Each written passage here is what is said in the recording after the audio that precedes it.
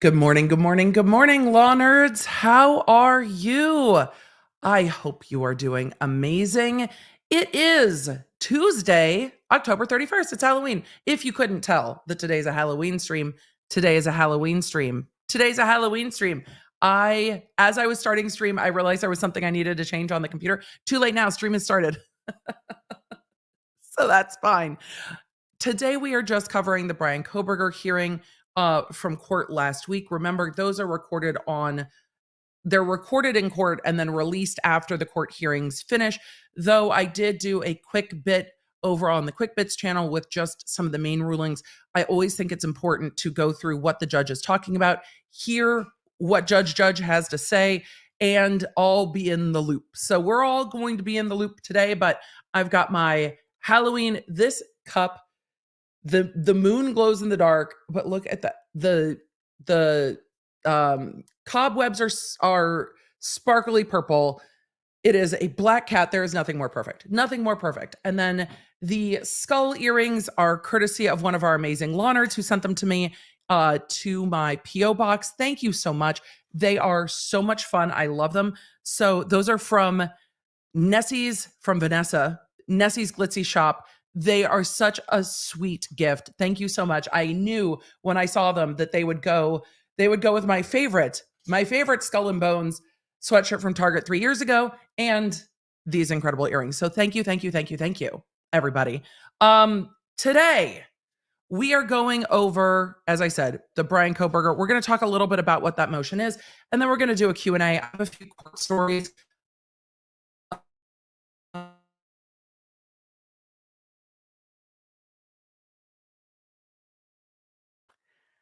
I don't know where my internet thinks it's going. So I have a few court stories for you. That'll be fun. So hopefully the internet holds out and we will go from there. So that's what we're doing today. I feel like we should just get into it. The weather here is spicy. By that, I mean, it went hot to cold. So it's wild. And that's what we're doing. That's what we're doing. So yes, the hair is fresh. I see you, chat. I see you. The hair is fresh because I leave tomorrow for BravoCon. So we've got some fresh hair. It is ready to go. It's like ultraviolet fresh hair. I can't with the internet today. It can't do this to me. The internet's making the stream spooky. We're just going to keep getting inundated. You never know what's going to happen. We'll be here. We won't be here. We're just trying to do the thing. The Empress Mouse said Grandma and Grandpa's wedding anniversary today. I love that so much. So that's what we're up to today. I feel like I've said that 4 times. We're going to do a little road so far on these motions that are coming up. I think that will be helpful. Let me know if you agree. I think that'll be helpful. We'll do that little bit of a road so far, and then we'll just get into the rest of it. So with that, we should probably roll the intro and get going. Las Vegas went from hot to cold as well. Our high 62 yesterday, low 40. That is the weather I'm ready for BravoCon. I don't like being sweaty. I'm ready for it to be cool. It's just going to be cool and dry. I'm packing all of the hand lotion. I'm ready. I'm refreshing my color as we speak. I'm going for a very red leaning pink on top with very purple leaning magenta underneath. Amazing. I love it. All right. Are you ready? Oh, Robin asked very, very important questions. Thank you for the compliments. Where is Robin's question? Robin said, are you reading Brittany's book? I have read Brittany's book. I'm going to talk about it in our member spaces. I have read Brittany's book. I have. So we'll talk about that in the members spaces because I definitely have thoughts. If you guys want to know a little bit more about it, not in a members, ask me when we get to Q&A. If we want to chat about it, we can have after we get through this hearing, we'll doodly doot into just like a chitty chat kind of a stream before I have to go finish having a panic attack and stress packing. That's what's happening today. Emily, how long have you been talking about packing? Like a week. It's been an active process for a week of okay, this is what I think I'm taking. Okay, wait, no, I need this. Also there are things that will come up. I've learned that I am not necessarily thinking of that aren't on my radar. So there's also a little bit of like room for, I don't know, the spontaneous, and I don't pack well for spontaneous. I don't pack well for like, let's go. That's okay. I am not a spontaneous person. I am definitely down for the adventure. Like, but when I have to pack for the adventure, it makes it harder. I'm just packing all black and cute shoes. That's like literally the plan. Emily, what are we doing? All black, cute shoes, and a few tops with sequins on them. That's it. That's it. That's it. But I am beginning 2 weeks of nonstop travel. So the next time you guys see me on stream, I will be streaming from a hotel room. Fingers crossed that will work. We're going to do the Keefe D hearing from Vegas. If my internet is shit, I might just go to the hearing because I will be in Vegas. I'll be like, I'll just go to court. I'll just go to court. If I need to, I will. So if I need to go to court, I'll just go to court. But if not, I will be streaming that hearing from my hotel room. I will, what else? The new podcast is out tomorrow. That is covering all of the Real Housewives updates. I mean, it's BravoCon week. We've got to. I talk a little bit about the Vanity Fair article. I talk about Shannon Bedore's DUI and what some of the consequences for that might be. And then we do a full update of what's going on with Tom Girardi's competency and Erica Girardi's scandalous 6 and/or 7 carat earrings. So, with all of that, let's get into today's stream, shall we? It is a spooky kind of a day. I hope it is going well. Where are you? Where are you in the world? What are you drinking? What are you doing today? What's up? Are you still finishing kids' costumes? I get that. My kids were both like, I just want to be warm. So that's kind of where we're at today at my house. We're just like, it's going to be good. It's going to be good. Let's roll. Hey there, I'm Emily D. Baker, the internet's go-to legal analyst, breaking down the legal side of the pop culture and entertainment stories we can't stop talking about. I'm a big fan of the cursey words. I've been a licensed attorney for over 17 years, but this is not legal advice. This is where the law nerds unite to talk about facts, not... Let's get into it.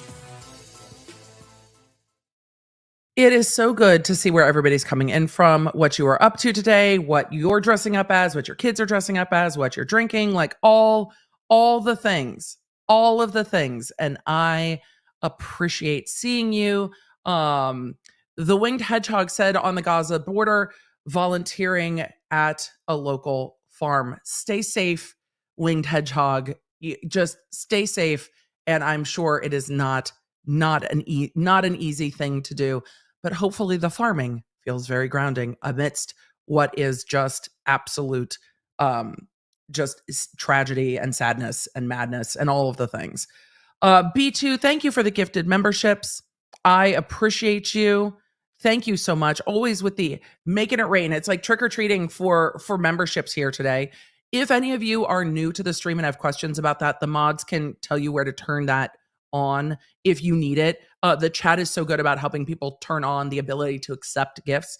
I think it's toggled off initially on your particular account, and it is not available everywhere. So we will see. So thank you for the gifted memberships. I appreciate it. David, good to see you. Thank you. Let's see. Congratulations. Greetings. All right. I wanted to get to the last few gifted memberships before we jump in. Thank you very much, Tracy. I appreciate it. Working on new art for a Black Friday sale. I love that, Nishay. You're just like, we're doing it on time. I love it. You're like, we've got a month. It's time to go. This is the part of the year where time completely gets squishy for me. So it's just going to be, the next few months are going to be me going, I can't believe it's already Thanksgiving. I can't believe it's already Christmas. How is it 2024? That's me for the next year. Apparently in one of our last videos, I said 06 instead of 96 about high school. And I'm like, I didn't even realize I did that. And people were like, ma'am, I don't think you graduated high school in 2006. I'm like, I assuredly did not. I assuredly did not. It was too funny. I didn't even realize it until people pointed it out. I'm like, maybe I just said the 9 really weirdly. It's not really an '06. I don't know what I said, but I saw a couple comments and I was like, "Oh, my bad. My bad." Let's talk about what's going on in Idaho. Actually, let me pull up the docket first and then we'll swoop and get into Idaho because we should probably EDB air to Idaho, shouldn't we? We probably should. Let's do that. Let's EDB air it to Idaho and get started. And then we'll chat. Then we'll tell stories afterwards. We're going to do hearing first, stories after, all the things. EDB air.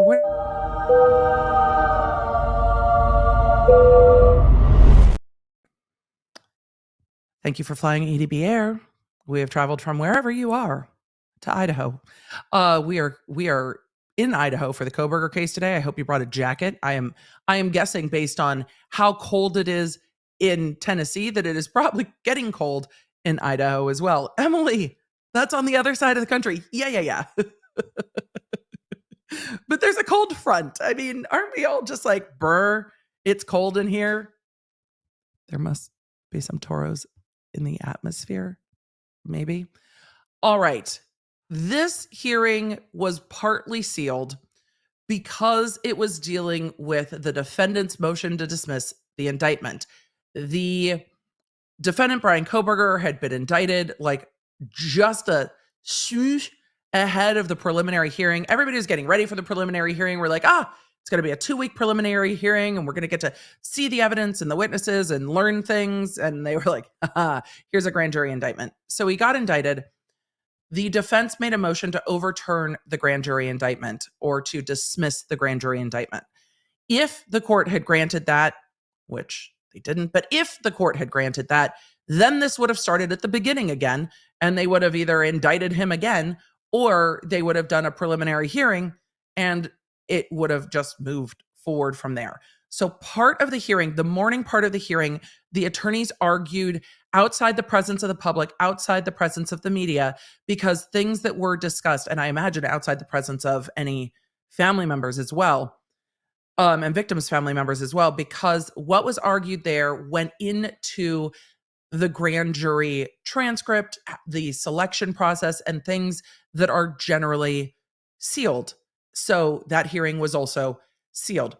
Do you remember the motion to dismiss the indictment that was like, back when the Magna Carta was written, there was no such thing? It was a very long historical breakdown of why they believed, the defense believed, that the grand jury indictment should actually be a beyond a reasonable doubt standard, not a probable cause standard. I had argued then, I continue to believe that when you are at the beginning stages of the proceeding, you have an arrest, you have an incident, you have an arrest, you have a determination of probable cause. Is it more likely that this person that is being held in custody did the thing? And can you try that person for doing the thing? And then you go through the rest of discovery, and then you do a jury trial, and then you try the thing, or the person pleas, or whatever. But you have that initial probable cause determination because you can't just hold people in custody indeterminately for no reason. You need to have probable cause. So the preliminary hearing and the grand jury, in my mind, serve the same purpose of determining probable cause at the beginning. So that's what was done. The defense was arguing it was the wrong standard. The defense was arguing that the selection process for the grand jury was wrong, that questions that needed to be asked weren't asked, and things like that. So that is what's going on with that hearing. There was also a motion regarding cameras, and the prosecution and the defense were all just like, we're cool if there's no cameras, Your Honor. Like, we don't really mind. And the media coalition, through their attorney, who was the attorney representing the university professor on the University of Idaho defamation TikToker situation, same attorney, Kathy Olson. So the media coalition attorney came in and was like, excuse me, Your Honor, I know that everybody's like, hey, we don't need cameras in the courtroom, but like the media disagrees. We need to be able to make this case transparent and not turn it into a complete circus outside the courthouse. It is a small courthouse. We need to think, or we need to have people have access to this case. I think for me, one of the strongest arguments for that is similar to what we saw in Waukesha, Wisconsin with the Brooks case. The amount of people impacted in the community by the case, in the Brooks case, were too great to fit in the courthouse. Everyone in the community, or at least a substantial portion, to which I can be hyperbolic and say everyone, but a substantial portion of the community, if not everyone in the community, was impacted. Lots of them were at the holiday parade that Brooks drove through. Lots of them have immediate and first-person connections to one of or multiple of the victims' families, friends. There was such a large community that was impacted, directly impacted, because they were connected to the case in such a significant way. There was not enough room for all of them at the courthouse. So filming that case or broadcasting that case allowed everyone who was impacted and interested to engage with the case or watch the case in its own way. And here, the university is its own community. Though universities can be large, they feel like small communities. And so that school community is so impacted, there's not going to be the ability for everyone who is impacted by this case to show up in court. The ripples of that are too great. And that includes students who have graduated and have moved away, students who were not wanting to continue at the university after this happened, things like that. So I believe that because the university community is also such a significantly impacted community, but also too large of a community to fit inside a courtroom, that you have to have some way to make it accessible for the community to view this trial when the trial gets started. And that is a huge thing for me, is to allow everyone impacted access to the courthouse. So I think cameras need to stay, or if for some reason they get rid of cameras, they have to let interested parties watch over Zoom or something, because they cannot accommodate them all in the courthouse. Those are my feelings on it. You guys know how I feel about cameras in the courtroom. I feel very strongly. It makes court much more accessible, and it lets also the interested public participate and watch the court proceedings in a way that does not impact the court proceedings. Though in this case, we are seeing, again, arguments that somehow people watching can impact the case from watching on the internet. People should not be directly interceding with cases when they watch. Don't engage. Just observe. Observe. That's it. So with all of that, that's kind of the posture of where we're at today. Cameras in the courtroom are going to be discussed. The sealing order is going to be discussed, amongst others. I have my notepad so we can take notes. We're going to start the hearing, and then we're going to get to Q&A, and then we'll just chat about everything else, because it's that kind of a day. All right. This completely caught my eye. Jennifer, you've brought death to Halloween with big, sharp, pointy teeth. It's amazing. Big, sharp, pointy teeth. I love everything about this. I love everything about this so much. The killer bunny from Monty Python is such a niche within a niche, but this audience gets it. Other people are going to be like, what? This audience gets it. Hopefully, y'all are just constantly running away from the bunny, screaming, run away. I hope. Run away! I hope. The chat gets it. You know why? Chat, you're amazing. It's a knee within a knee. Gnashing teeth. Oh my God, you guys have made my day. Is somebody dressed as the holy hand grenade? We need a holy hand grenade. It's just a little bunny rabbit.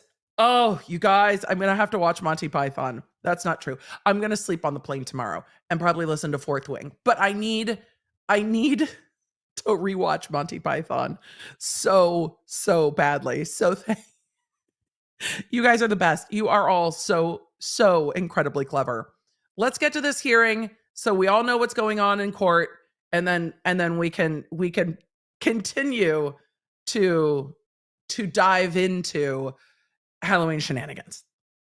Is somebody dressed? Somebody needs to be. I could see you dressing as an entire cast from Monty Python between the bunny and a shrubbery, amongst other things. I think there's so much to do. Lori, this is great news. Monty Python back in theaters this fall. I will go do that. I will go do that with my teen. That would be fun. That would be very fun. All right. Emily, did you share your screen yet? No, I picked up my coffee first. No, what is blood? My phone is in the way. My phone is in the way. Oh, we're professionals here. Look, man, though I leave very early tomorrow. I was going to read Brittany's book on the plane, but it was only a 5-hour audiobook, and I finished it this weekend while I was running errands to try to finish packing and running around my house packing. So I finished it before I thought that I would. So I was going to listen to Brittany's book on the airplane, but now I am done with Brittany's book. Well, we'll chat about it later, but I need another book to listen to on the airplane, though tomorrow, half of what I'm going to be doing on the airplane is sleeping because my flight leaves before sunrise. And I'm going to be tired, though then I will also be playing Suika because I want to beat some more scores. My highest score is like 30, 31, 10. But I would like to get up into that 3,500. Like we're hoping for a Suika game high score. Emily, you're not over it. I'm not. There's moments in life where I'm like, I could have streamed like Pokemon Go content. I could stream Pokemon Sleep content. I could stream playing Switch games forever, but no. I would also still be doing this. So we're just going to do this, and I'll do that in my other time. All right. CJ said, 5-hour audiobook. That's a short book. I listen to fantasy books that are routinely 30 to 40 hours. The books I listen to also tend to be like on the shorter end, 25 hours. So yes, but fantasy is also a genre that I very much appreciate. And because I am dyslexic and can't pronounce anything, audiobooks for fantasy work really well for me because otherwise I can't pronounce anything and my brain can't do it. So, all right. Let us go. Yes, FBI Black SUV. Yes. I think Michelle Williams did a great job performing Britney Spears' audiobook. I thought it was great. Okay. We're going to continue. Damn you, Emily and Suika. Weed Mom, I accept this. I am now addicted to playing and it's all your fault. I accept that. It is a $2.99 game on the Switch store. It is fantastic. It is a lot of fun. I like playing mobile match games. Of every mobile game that I have had as a sponsor on this channel, they have all been mobile match games. Why? Because I love it. Oh, there are Suika games online. Yes, there are. There are Suika games online. They're just not as cute. There's mobile ones too. I know that 3,000 mark is a big benchmark. Purple Table Tarot, Suika, Suika. You can see everybody spelling it in the chat. It is Japanese for not pumpkin, watermelon. Though the Halloween version has a big pumpkin, I haven't gotten the big pumpkin yet. So, did I play Candy Crush? I still play Candy Crush. And Love and Pies and Two Dots and a bunch more. I like match games. Do I still play Love and Pies? Almost daily. Almost daily. Suika's bumped me a little bit. Almost daily. All right. Are we ready? Are we ready to go to Idaho? The timestamp replay crew is going to be like, girl, what have we done? It's going to be like that today. It's going to be like that today. So thank you, everybody who's here for the full streaming experience, which is me wandering through our conversation. Let me make sure our volume is all the way turned up, since we know that this particular courthouse is recorded via Potato. And we'll hope for the best today. And if it's loud, I'll turn it down. That'll be great. Wouldn't it be nice to have to turn it down instead of turning it up all the time? All right. I'm pulling the feed from Court TV. Thanks, Court TV. I will move myself as needed so that we can see the full tables, and we'll go from there. All right. This is the court portion of, or the public portion of a two-part hearing. So let us jump into what we are allowed to see with Judge Santa prosecutor, Ann Taylor, who's a defense attorney, not a clothier, and Brian Kohberger. Hopefully there's no keyboard clackety-clacking. I love keyboard clackety-clacking. Oh, and Deputy Jensen Eccles. That's right. Did I play the intro? I thought I played the intro. A while ago, because I've been chatting too long. Please.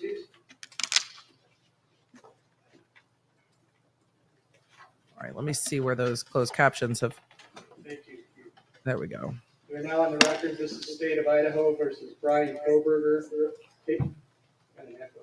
That is an echo on the CR 29222805. on the Zoom call. Yeah, that adjusted properly. Okay, great. Couple of things I just want to share. Lawyers and technology are no bueno. Number one, I apologize for the delay. We were supposed to start at 1 o'clock. The hearing that started at 9:30 went a little long, but it was important. You're probably wondering why it was sealed compared to this part of the. Just here's the thing. The judge is on the bench and speaking. This is exactly what I was going to say. The judge is on the bench and speaking. This particular judge has admonished the media multiple times that they cannot just focus on the defendant.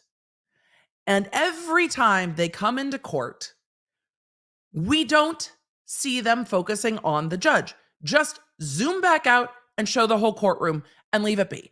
And then if the defendant does something, pan over that direction. But the judge is speaking, just zoom out and let us see the judge. You can also see Kohberger at counsel table from where this camera is, but can you just show us who's speaking? And if cameras get kicked out of the courtroom, I believe at this point it's no one's fault but the media's for not listening to the judge. He has strongly admonished the media multiple times about what he expects. And it was handled in like the Gwyneth Paltrow case.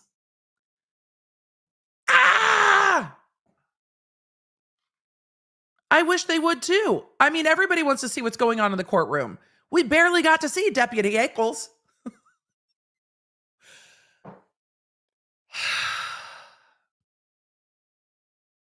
I am so frustrated. Lori said, I think legacy media who are doubling down on zooming in to make sure they get kicked out and only their local coverage is there for the trial. I mean, then other people will go and fight them for it. I've seen media ask observers to give up a seat for them. Okay, let's continue. Let us continue on. The hearing, and that is because we were dealing with the procedure of the grand jury, the procedures of the grand jury, and in a lot of details, and the grand jury is secret. So that's why it's sealed, and whether you like it or not, it's baked into our United States Constitution and the Idaho Constitution. I'd really like to see the judge. There's a reason for that. I advised camera people not to turn on the cameras until I was on the record, and they turn off when the record is off. And what else, Your Honor? I just want to remind you, you just heard Matt talk to you about not having your phones, your laptops to film anything, to record anything. That would be a violation of the rules. And we will take away your laptop or your phone. Who's been doing that? Some of these rules have been violated in some of our hearings, and I have an obligation to put a stop to that. And I'm sure you're probably interested in this. I haven't put a decision out yet, but what I'm going to do is take control of the cameras in the courtroom. I'm not going to ban. How? How are you going to take control of the cameras in the courtroom when they persistently don't listen? Cameras in the courtroom, but I need to have more control over what the cameras are doing and what media or people who are not media are doing with the filming. Okay, there are certain limits. The judge can't control what the media does after it's recorded, but he can say you can put a stationary camera at the back of the courtroom shooting forward and at the front of the courtroom shooting out and just leave those stationary cameras up. But you can't control what happens beyond that. You can say nobody can record with their phone in the courtroom. And those are just general policies. A lot of courtrooms don't even let you bring your phone or laptop in, but media is allowed to have their phones and laptops. So media will get that taken away. And I've seen plenty of case coverage where media has been reduced to a notebook and a pen, and they can't live tweet, they can't use technology because it's been a problem. And if they have been recording outside of his policies, then it should be, here are your 2 cameras and you get nothing else. I don't have a problem with that. But you have to enforce the rules. It's not hard to put up the stationary cameras. Just go ahead. It's fine. You're the judge.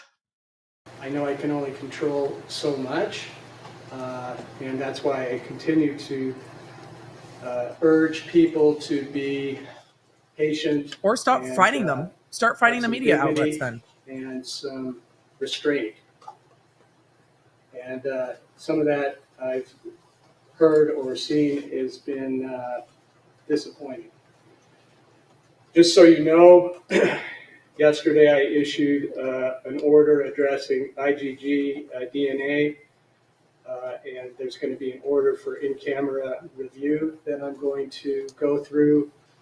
In-camera does not mean anything about a camera. He has switched topics. I love that he's now explaining to the media. He is switching topics to the IgG DNA, and he's going to grant an in-chambers review to see what's going on with that DNA. And that's interesting. I have not seen that order for an in-camera hearing yet, but the things that get put up on the things that get put up onto the public docket aren't always everything that's going on. So it just means I look at the information before I can share it. Thank you, Your Honor. With the defense. You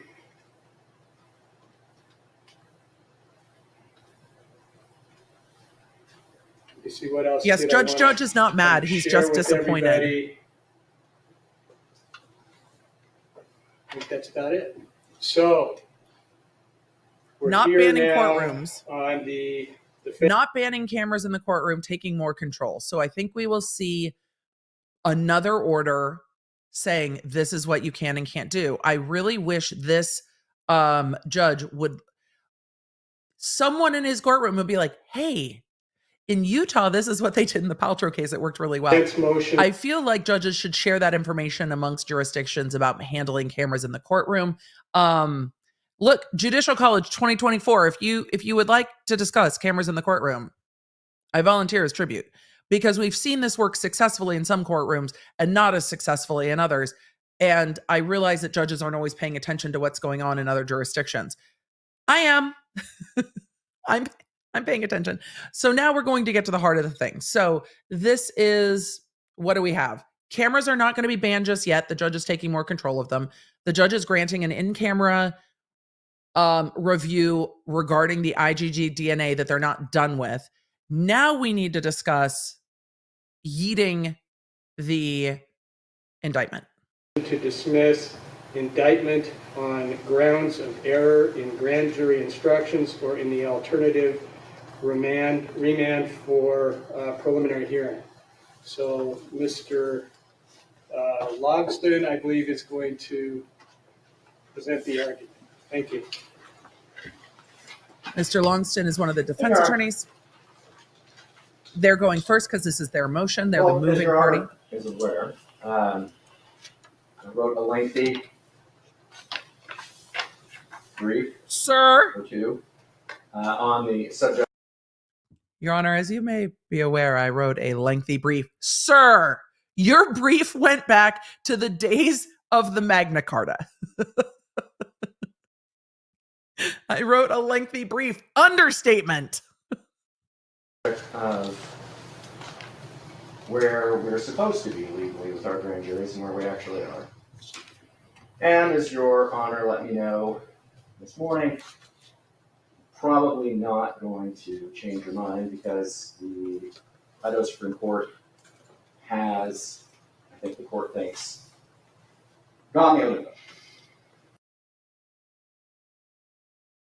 He just said, as he's leaning onto the podium with his elbows, I think Your Honor is going to go the other way because you think that the Idaho Supreme Court has gone the other way.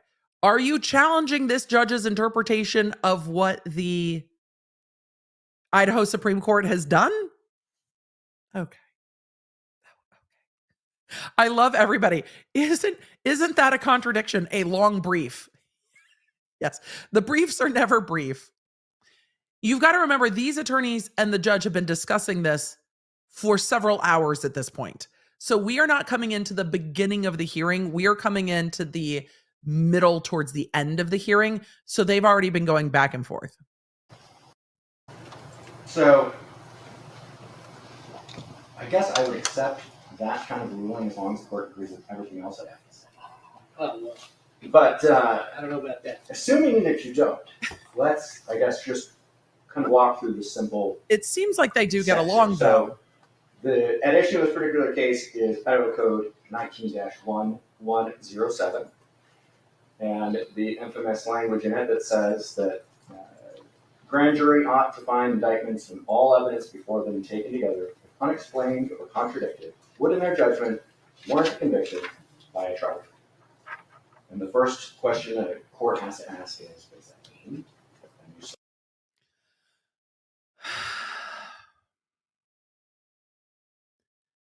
Infamous is a funny way to put this with the statutory language.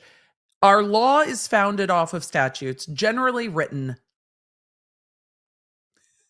quite a substantial period of time ago. As language changes, these arguments pop up arguing over what the language back then meant and what it means today. Start with the plain language, which we argue what warrants a finding or a conviction by a trial jury is beyond a reasonable doubt. And it meant that back in 1887, when the territory took all of these statutes, almost entirely from the state of California, and it means it today. And then we Also, I wonder if the Idaho courts, every time he argues this, he's just like, so hey, in California, they did it this way. I just feel, from the people I know that live in Idaho, that when you're trying to argue that Idaho should do it the way California does it, that you are immediately going to start running into a brick wall with so, okay, I hear what you're saying, but also don't California my Idaho. Like, that's all I can hear is him being like, this is coming from California law, and the Idaho judge being like, but is that what we want to do, though? And not really caring how California determined their laws, because Idaho is a, separate kind of a state.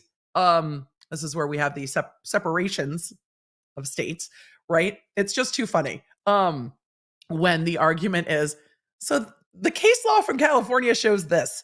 That's not going to work. That's not going to work. also pointed out that the great state of California, when they had these on their books from back in the 50s, California law from the 1950s. Good. Case in 1962 where they said that it's clearly something more than probable cause, but they weren't. At least it wasn't 1850s. Specific about exactly what it meant. And the state has pointed out that if you look Have fun, at Jordan. really old dictionaries, it looks like the word warrant means what you might think it does. old-timey folks as it does to us, that if it warrants doing He just said old timey. Not old tiny folks, closed captioning. He's arguing old timey. What is it? Cliff Balloon? The old timey bathing suit that lives in the Himalayas? Are we having a Phineas and Ferb moment? What is happening? You know, us old timey folks. This is giving. I'm here for it. I'm here for all of it. That was funny. It's just an old timey bathing suit that lives in the Himalayas. And the state has pointed out that if you look at really old dictionaries, it looks like the word warrant means what you might think it does to old-timey folks as it does to us, that if it warrants doing something, it means that it would permit doing something. So the plain language seems to support what we're saying. And the biggest problem that I have then is just that obviously everyone in the country disagrees with me, from sea to shining sea. And so I'm now put in a position of trying to explain why that. This attorney is winning my heart today. He's like, everyone in the country disagrees with me from sea to shining sea. Sir, I appreciate that you are having your moment in court and know that we are all watching and we're in various levels of disagreement with the fact that you were, you know, discussing the Magna Carta in your motion. I'm trying to move these so they're not blocking his face anymore. But I'm here for the self-awareness of the attorney being like, I'm aware that the entire country disagrees with me. All of law Twitter is like, sir, what? I mean, at least I feel like I tried to give him a fair shake and said, hey, I don't think this motion is going to go anywhere, but it is zealous advocacy. You are doing the most, and I can't fault you for that. I don't agree that you're going to get the outcome that you want, but you're trying. Like, this is a novel argument, and if there's room to make every argument that you can make, a death penalty case is the case where you want to make every argument that you can legally and conceivably make. But I appreciate his sense of self-awareness. That occurred, and why, in the year of our Lord 2023, we are suddenly finding out that that's not quite how things are supposed to be. Why did we forget that we passed all these laws? And I don't have a great answer for that, other than I think the only time I ever heard about the field codes before I was looking into this was like a really short moment in a class that I took back in law school. So, I mean, was it an old-timey law school? Somewhat famously kind of the first attempt to codify the law of the day. It takes place in New York and spreads across the country. In 1850! Back in 1850. And I think...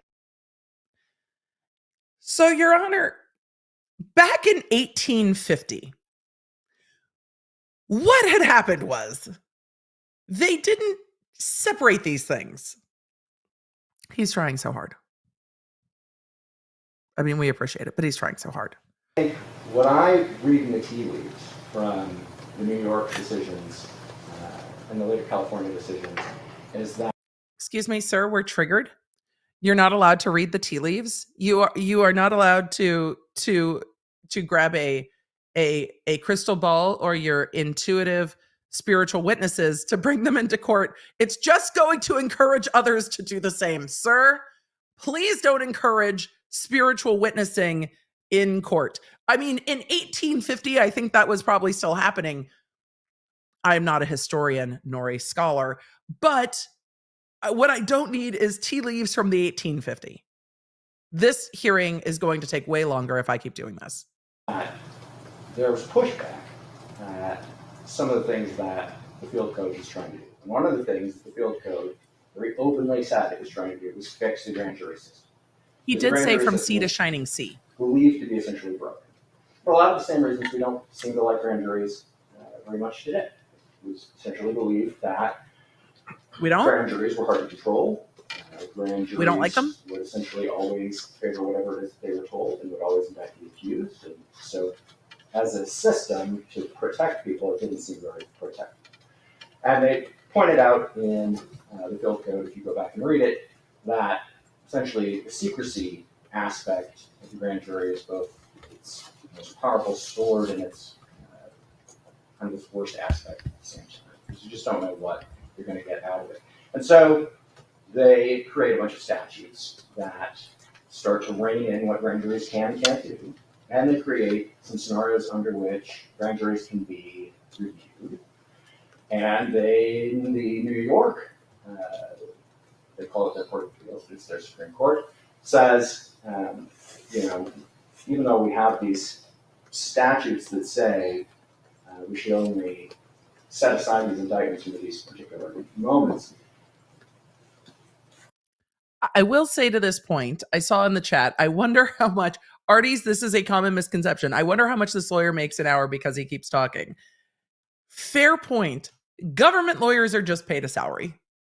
And they don't often get appreciation for the work that they do. So I imagine that he is a salaried attorney and gets a certain amount of salary per year that is lower than what attorneys with similar experience get in the private sector. Government attorneys are not well paid. Generally, the benefits are okay, but not well paid at all. But he definitely doesn't get paid by the hour. I don't know if he enjoys his screen time or not, but he's definitely aware of the internet because he has definitely made the argument that everyone disagrees with him from sea to shining sea. So I don't know if that is from TikTok, from Twitter, from media articles or what have you, but he's just like, we have the stage today and I'm going to relitigate for now the third time my motion that goes back to the 1850s and talks about the way these laws developed and where there was just a little quirk in the system, and jury means beyond a reasonable doubt in every situation, not just at the trial level.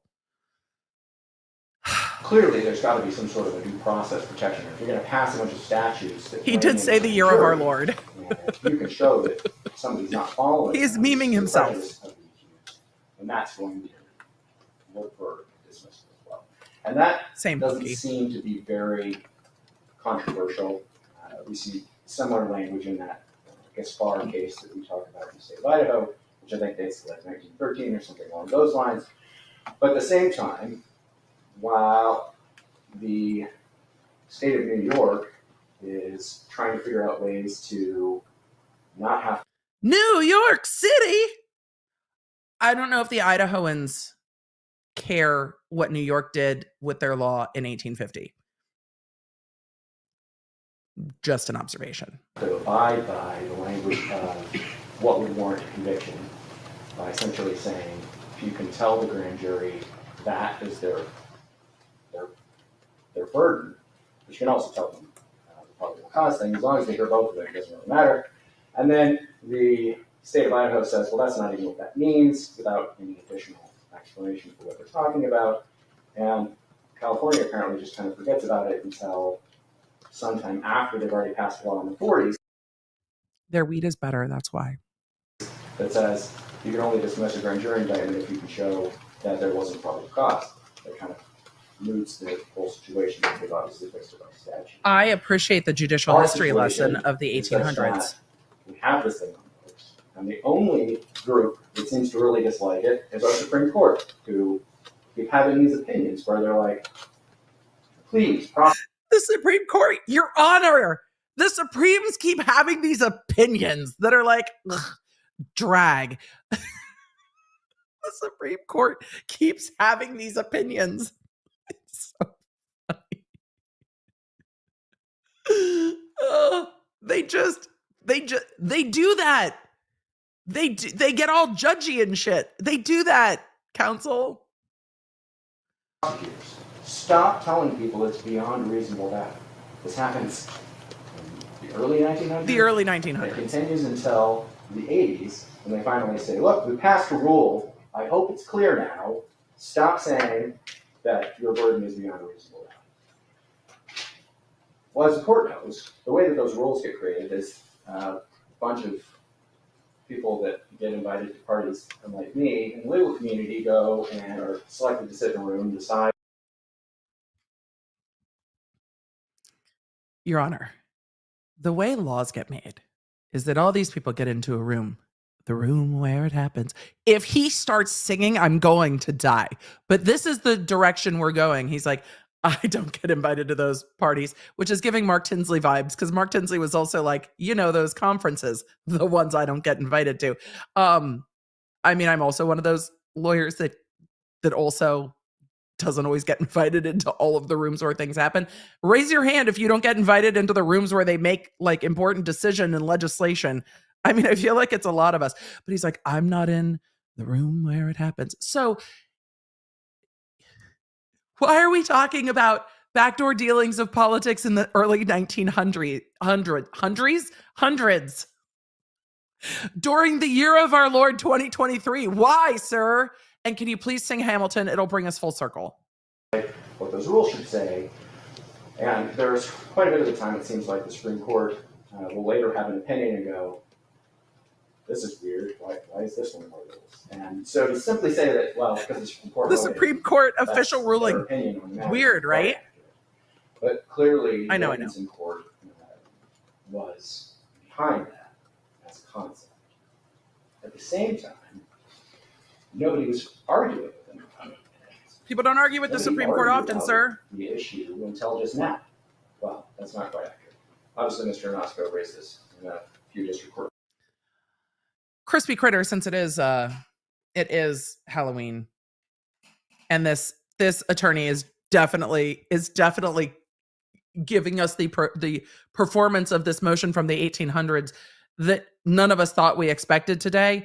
All of us are just like, what in the musical theater is happening in this courtroom right now? But it's definitely... Oh my God, Your Honor. The Supreme Court is sitting there being like, weird, right? Like, I know, so strange. So, like, stop. That's where we're at.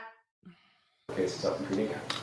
But nobody's really been digging into this or raising it until this time. So when the court says, look, the Supreme Court's already got a rule on this, Supreme Court's already ruled on it, it's just not true. They have never ruled that probable cause is the basis. I will say, though, for this lawyer, though I'm completely over the argument from the 1800s, I am part of the lawyers from Sea to Shining Sea that's like, sir, I appreciate your effort. Like, A for effort, gold star. But I am excited to see this attorney in trial because I think his demeanor will play well with a lot of jurors. He is, I mean, on this argument, not as easy to follow, probably because I keep pausing him. But I think that in front of a jury, they will be with him and listening to what he is saying. So I will be interested to see him in trial, especially when Father Time is the prosecutor. It will be an interesting juxtaposition between those two. Because there was an argument about it, and they said, no, you're wrong, it's probable cause. That hasn't occurred. They've ruled a lot of things, but that's not one of the ones. And the fact that they adopted a rule that says something that they believed doesn't necessarily set in stone what the law is, or for that matter, what the Constitution has to say about it. So very possible. He might go on too long and piss the ball. My favorite issue here we'll see. Was, can the Idaho Supreme Court override the legislature and lower the burden of proof for example? And that was a tricky one because we don't really have a case that just comes out and says that the burden. It's also going to depend on the jury. I am banking my assessment on a lot of assumptions. And one of those assumptions is that this is a college town, so the jury is going to tend a little bit younger than the average jury. And a young jury is going to appreciate not being talked down to and being communicated with. And I think he will be very good at that. Thank you, Sassy Footnote. Oh, Kayanne, I'm so confused. Is this Groundhog Day or Halloween? No, Halloween is dressing up as Groundhog Day inside the courtroom that's happening today. Or for that matter, I guess I don't know, we got this all kind of mixed up when we were doing the arguing. So the burden of proof, I think we decided is actually who has to show something, and then it was the standard of proof is the amount that has to be shown. But everybody confuses it all the time, and I'm confusing it right now as well. But I'll call it the standard of proof just to be less confusing. In any case, the standard of proof I think we've got it all confused at the moment. But anyway, I was laughing too hard. I need to back up. What is happening? I think he just lost his train of thought in the middle of his train of thought. Like the train left the station and like came to a fork in the track. And I don't think he pulled the switcher and doesn't know which direction his train is going at the moment. And that was a tricky because we don't really have a case that just comes out and says that the burden, or for that matter, I guess I don't know, we got this all kind of mixed up when we were doing the arguing. So the burden of proof, I think we decided was actually who has to show something, and then it was the standard of proof is the amount that has to be shown. But everybody confuses it all the time, and I'm confusing it right now as well. But I'll call it the standard of proof just to be less confusing. Everybody confuses it all the time, and I'm confusing it as well, but I'll call it the standard of proof. So he is arguing that there is a difference between a standard of proof and a burden of proof, but that those wires get crossed all the time. Okay, we've unpacked that argument. And he's going to just go with the standard of proof this is someone who knows too much about this subject at the moment. And it's like me trying to explain Scandival. Do we need the surface level explanation of Scandival, or do we need like the deep dive of Scandival? Like if I just say, I can't believe that Tom Sandoval was in a jacuzzi with Raquel while Ariana was away as well. Like, do you know what I'm talking about? Like, what level are we at? I think he knows too much and is not doing well simplifying it at the moment, but I am amused. In any case, the standard of proof Anyway, is that whatever. Something that the judiciary has power over. In other words, is that simply a procedural rule, or is it a substantive rule of law that courts can't mess around with? He's basically repeating his 80 million page motion that he's already filed. If the Supreme Court woke up tomorrow and declared that the standard of proof in our cases was something beyond the unreasonable doubt in trial cases, that we would also say, oh, well, that's what the courts get to do. Because if you read those cases, what they talk about is that is a right, a due process right, essentially, of the accused that is set by the Constitution, right? That's what In re Winship is. Yes, he is not giving the court the TLDR that he should be. Constitution locking in the standard of proof that's required for a conviction. And so when we talk about these standards of proof, it is true, obviously, that if you look through the case law, you'll see courts setting a standard. I think the judge is still listening, but the judge has already heard them argue for several hours this morning, and the judge has already read this motion probably at least several times. So the judge is just like, Gary said, can the judge just say, no, now sit down? The judge, it depends on the judge's temperament. The judge has set the whole day aside for these motions and is giving the parties the opportunity to be heard. But given the fact that the motions were so long, that this has been pending since like August, and the fact that they've already had hours this morning, he could have said, counsel, I'll give you 15 minutes to bring up anything that's not inside your brief that you think I should consider, or to bring up any arguments based on your brief that you think I should consider. He could have done that. He chose not to. So we're just walking through it the best that we can.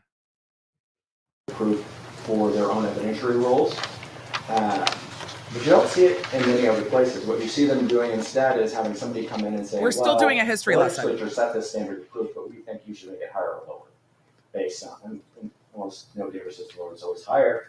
And we're always arguing that the Constitution clearly must set it in at some higher point to protect people, and then the courts lean in and say, well, we don't see any particular reason why the legislature messed this up, or if you're in the United States Supreme Court, occasionally you say, well, we do think that this is goofy and we're going to raise it. Okay? This is a man who definitely spends a good amount of time on the internet. Tell me you watch Moist Critical without telling me you watch Moist Critical, starting dropping the word goofy in court to describe something. Your Honor, this is just goofy. I couldn't find a case where the Supreme Court or anybody else leaned in and said, we think that the legislature is being a little too protective of its people here, and we're going to move down the standard of proof for the government in this particular case. He's arguing that the Supreme Court has overstepped the power granted to their branch of government, given that the judiciary, legislature, and executive are separated. The judiciary and the legislature, what the legislature does has to be essentially constitutional. But once the legislature does something, the court, unless it's unconstitutional, can't get in there and muck it up.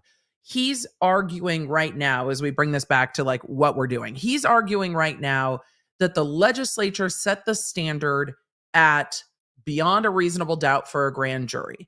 And the Supreme Court cannot come in and say, nah, we liked it better when it was probable cause. So even though the legislature said beyond a reasonable doubt, we're just not going to do that, because the legislature setting the standard at beyond a reasonable doubt for a grand jury would not be unconstitutional. That is the argument. It is not unconstitutional. The legislature can set the standard or the burden of proof, and the Supreme Court cannot then reduce what the legislature has set because it's not unconstitutional. That is the argument that is happening here. Hopefully that helps. Or one party versus the other. Typically, in this country, we try to protect the accused, and we believe that those protections are given to us via the Constitution and via these concepts of due process that come to us with common law, which is where this gets so messy, because the common law would tell you that it's probable cause, and it's some guy named Field in New York who's telling you that it should be something else. Well, some dude in New York is like, that's a goofy standard. Let's do something different. we could get into all of that, but it would be, I think, more philosophical than anything else, because the state of Idaho didn't do it that way. Your Honor, we're in theoretical history. You know, physics gets to have theoretical physics. Why can't we, mathematics gets to have theoretical mathematics. Why can't we just have theoretical history, Your Honor? Let's just do that. The state of Idaho, as a territory, adopts a bunch of codes out of California, a code that they've already looked at, a code that they've already said, these words clearly mean something more than probable cause. This is what you're adopting. If you come and get it, the state of Idaho goes and gets it and adopts it. So that's what the state of Idaho is adopting. New York's like, come and get it. The founders we have standards of proof. Did not appear to recognize what was already on the books in this regard. However, just because they didn't recognize that doesn't mean it's not still part and parcel of what was thought to be true by a large portion of the citizenry of Idaho. I will say, Ann Taylor's posture in court is the only exceptional. thing we know is that, and I appreciate it. 1890 to Edmondson, the Supreme Court of Idaho is repeatedly admonishing prosecutors to stop using a beyond. Y'all, we've moved to 1890. We're getting there, folks. In the year of our Lord 2023, we are now at 1890 in this courtroom, and we are getting there. We are getting there. Reasonable doubt standard for a grand jury, and that, it seems to me, is pointing to this concept. I mean, we're going to talk about common practice. And common practice looks to have been that everybody thought that the standard for the grand jury was beyond reasonable doubt. In 1890. I don't think this is. Can we maybe not just be like, we should do okay. It's been 84 years. Wait, no. The chat's got it right. It's been 133 years. Like worthy of the parade of nightmares that I've been reading about. The parade of nightmares. Obviously, in each one of those cases, the prosecutor was able to pull it off. And little wonder. I mean, it's still a grand jury proceeding. It's still just the prosecutor in a room with 16 citizens, 12 of which have to agree. They get control over basically everything that's being put. That's why they use grand juries, sir. You've said the quiet part out loud. That's why they use grand juries. However, grand juries are also investigative bodies, but they also help prosecutors evaluate their case because they can ask questions and stuff, where a judge is just like, yeah, there's probable cause. There's a lot of reasons. But the same thing happens at a preliminary hearing in front of a judge. They put on some evidence. I mean, I have done thousands of preliminary hearings. You put on evidence and the judge goes, and then you move on. It is a important proceeding in the process, but probable cause is not a hard standard to overcome in a criminal proceeding. And if probable cause is a hard standard to overcome in your criminal proceeding, you shouldn't have filed that charge on that case. The Alec Baldwin's case in New Mexico is back before a grand jury now to see if they indict him. Probably because they want the grand jury to ask the questions that they're going to struggle with if this goes to a trial. So instead of going to a preliminary hearing and just charging Baldwin again after they dismiss charges, they took it to a grand jury.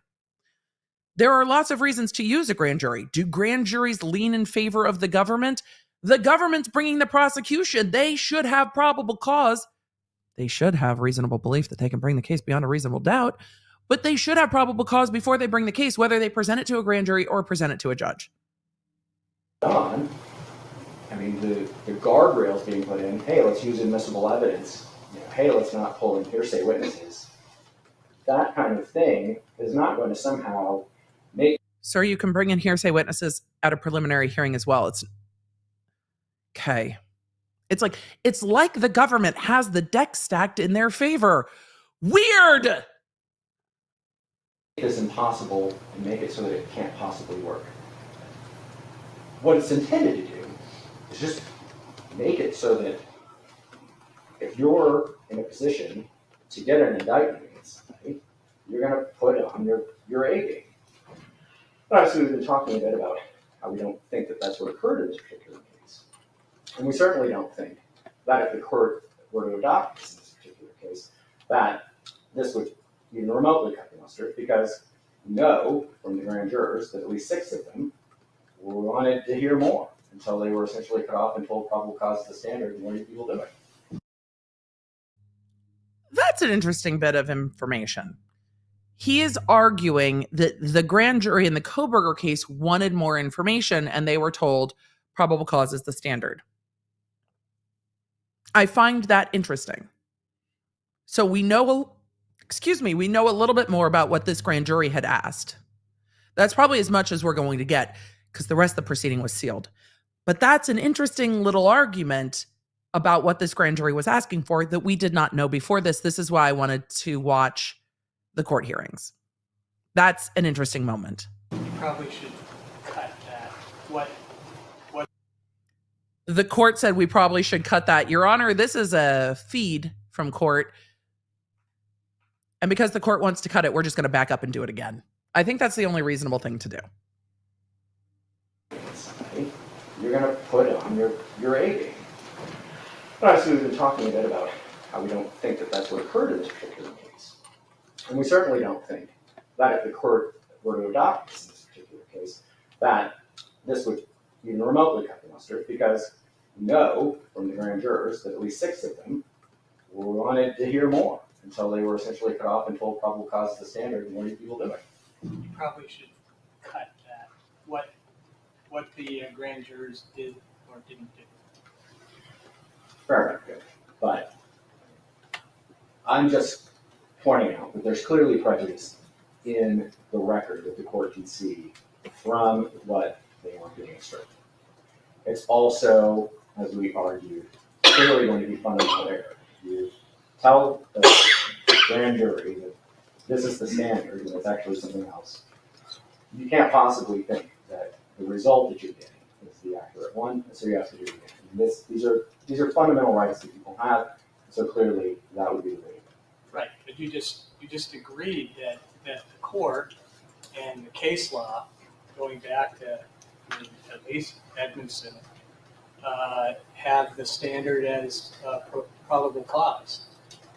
So, to just say, well, they were given the wrong instruction is not exactly the case. I mean, that is the standard that has been used in Idaho for years, maybe 100 years.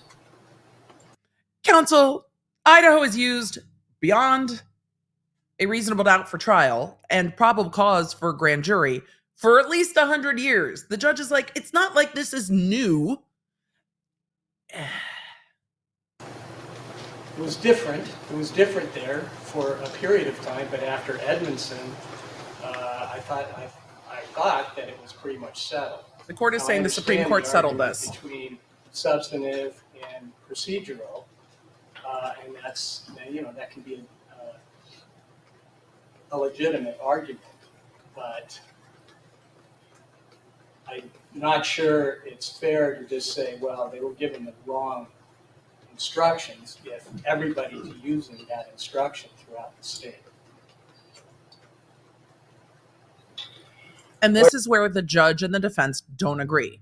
The judge is like, you're not instructing the grand jury wrong if the Supreme Court has said that that's the instruction. And the defense is arguing the Supreme Court got it wrong because the legislature fixed it, not clearly, at beyond a reasonable doubt, because the legislator said the standard for juries. So the defense is interpreting that as meaning for trial juries, which means beyond a reasonable doubt, which means grand juries are beyond a reasonable doubt. And the court's like, the Supreme Court cleared this up. The standard for at least 100 years has been probable cause. And that's the standard. Your Honor, if that were true, then I'm not really sure what I'm doing with my life, because I've spent much of it arguing that things that everyone in the state is doing are wrong.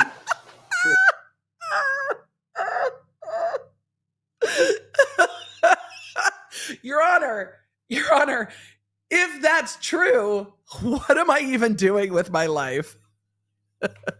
I need to back that up. I don't even know what I'm doing with my life, Your Honor. Sir. Because, Your Honor, I wrote you a complete doctoral dissertation on how everyone has interpreted this statute wrong since 1890. Your Honor, this is my life's work. Sir, I want to see the judge's face. Substantive and procedural, and that's, that can be a legitimate argument, but I'm not sure it's fair to just say, well, they were given the wrong instructions if everybody's using that instruction throughout the state. Well, Your Honor, if that were true, then I'm not really sure what I'm doing with my life, because I've spent much of it arguing that things that everyone in the state is doing are wrong. True. And occasionally, rarely, but occasionally, somebody says, no, that guy's right, and my client walks out of prison. So Well, that's fine. You can make an argument that something should change, but are you telling me that other places in the state are giving a different instruction, that it should be beyond a reasonable doubt? What I'm telling the court is that I like the approach this attorney takes to his advocacy. Look, if I find an area where I think everyone's doing it wrong, and sometimes the courts review it and go, yeah, we are doing it wrong. He goes, I am going to keep making those arguments. That's what zealous advocacy is. I get it. But on this one, I am not with you. But I appreciate I don't even know what I'm doing with my life. I spent a lot of my legal career being like, how is this what we're doing today? So I get that feeling. Practicing criminal law can feel like that often, counsel. If you ever have a full identity crisis, do a TED Talk and then just become a YouTube creator. I'm sure you would be delightful. it appears that up until 1980, that was true. Lots of shit was weird in the 80s, sir. This rule sort of has this ruling that talks about that, but nobody's arguing about it because they don't have access to the internet and nobody has a copy of the field code. So, Your Honor, it was the 80s. The internet wasn't a thing. Like, nobody could figure out we were doing it wrong. because they couldn't like Google it or ask ChatGPT what the field codes in California were. So now you know better, you do better. Or what California was up to. Well, Justin Weisslein. I can tell you what California was up to in the 1980s. Should we have that? No? Okay, we'll keep going. Argued about it in a dissent in Edmondson. And we thank him for it, although. Okay. If you can't go say back, that there hasn't been an argument about it. well. No. If you go back and you read what Justice Weisslein. No, Your Honor. Look, listen, Linda. Listen, Judge. Look at the deputy and Judge. Everyone has a smile on their face.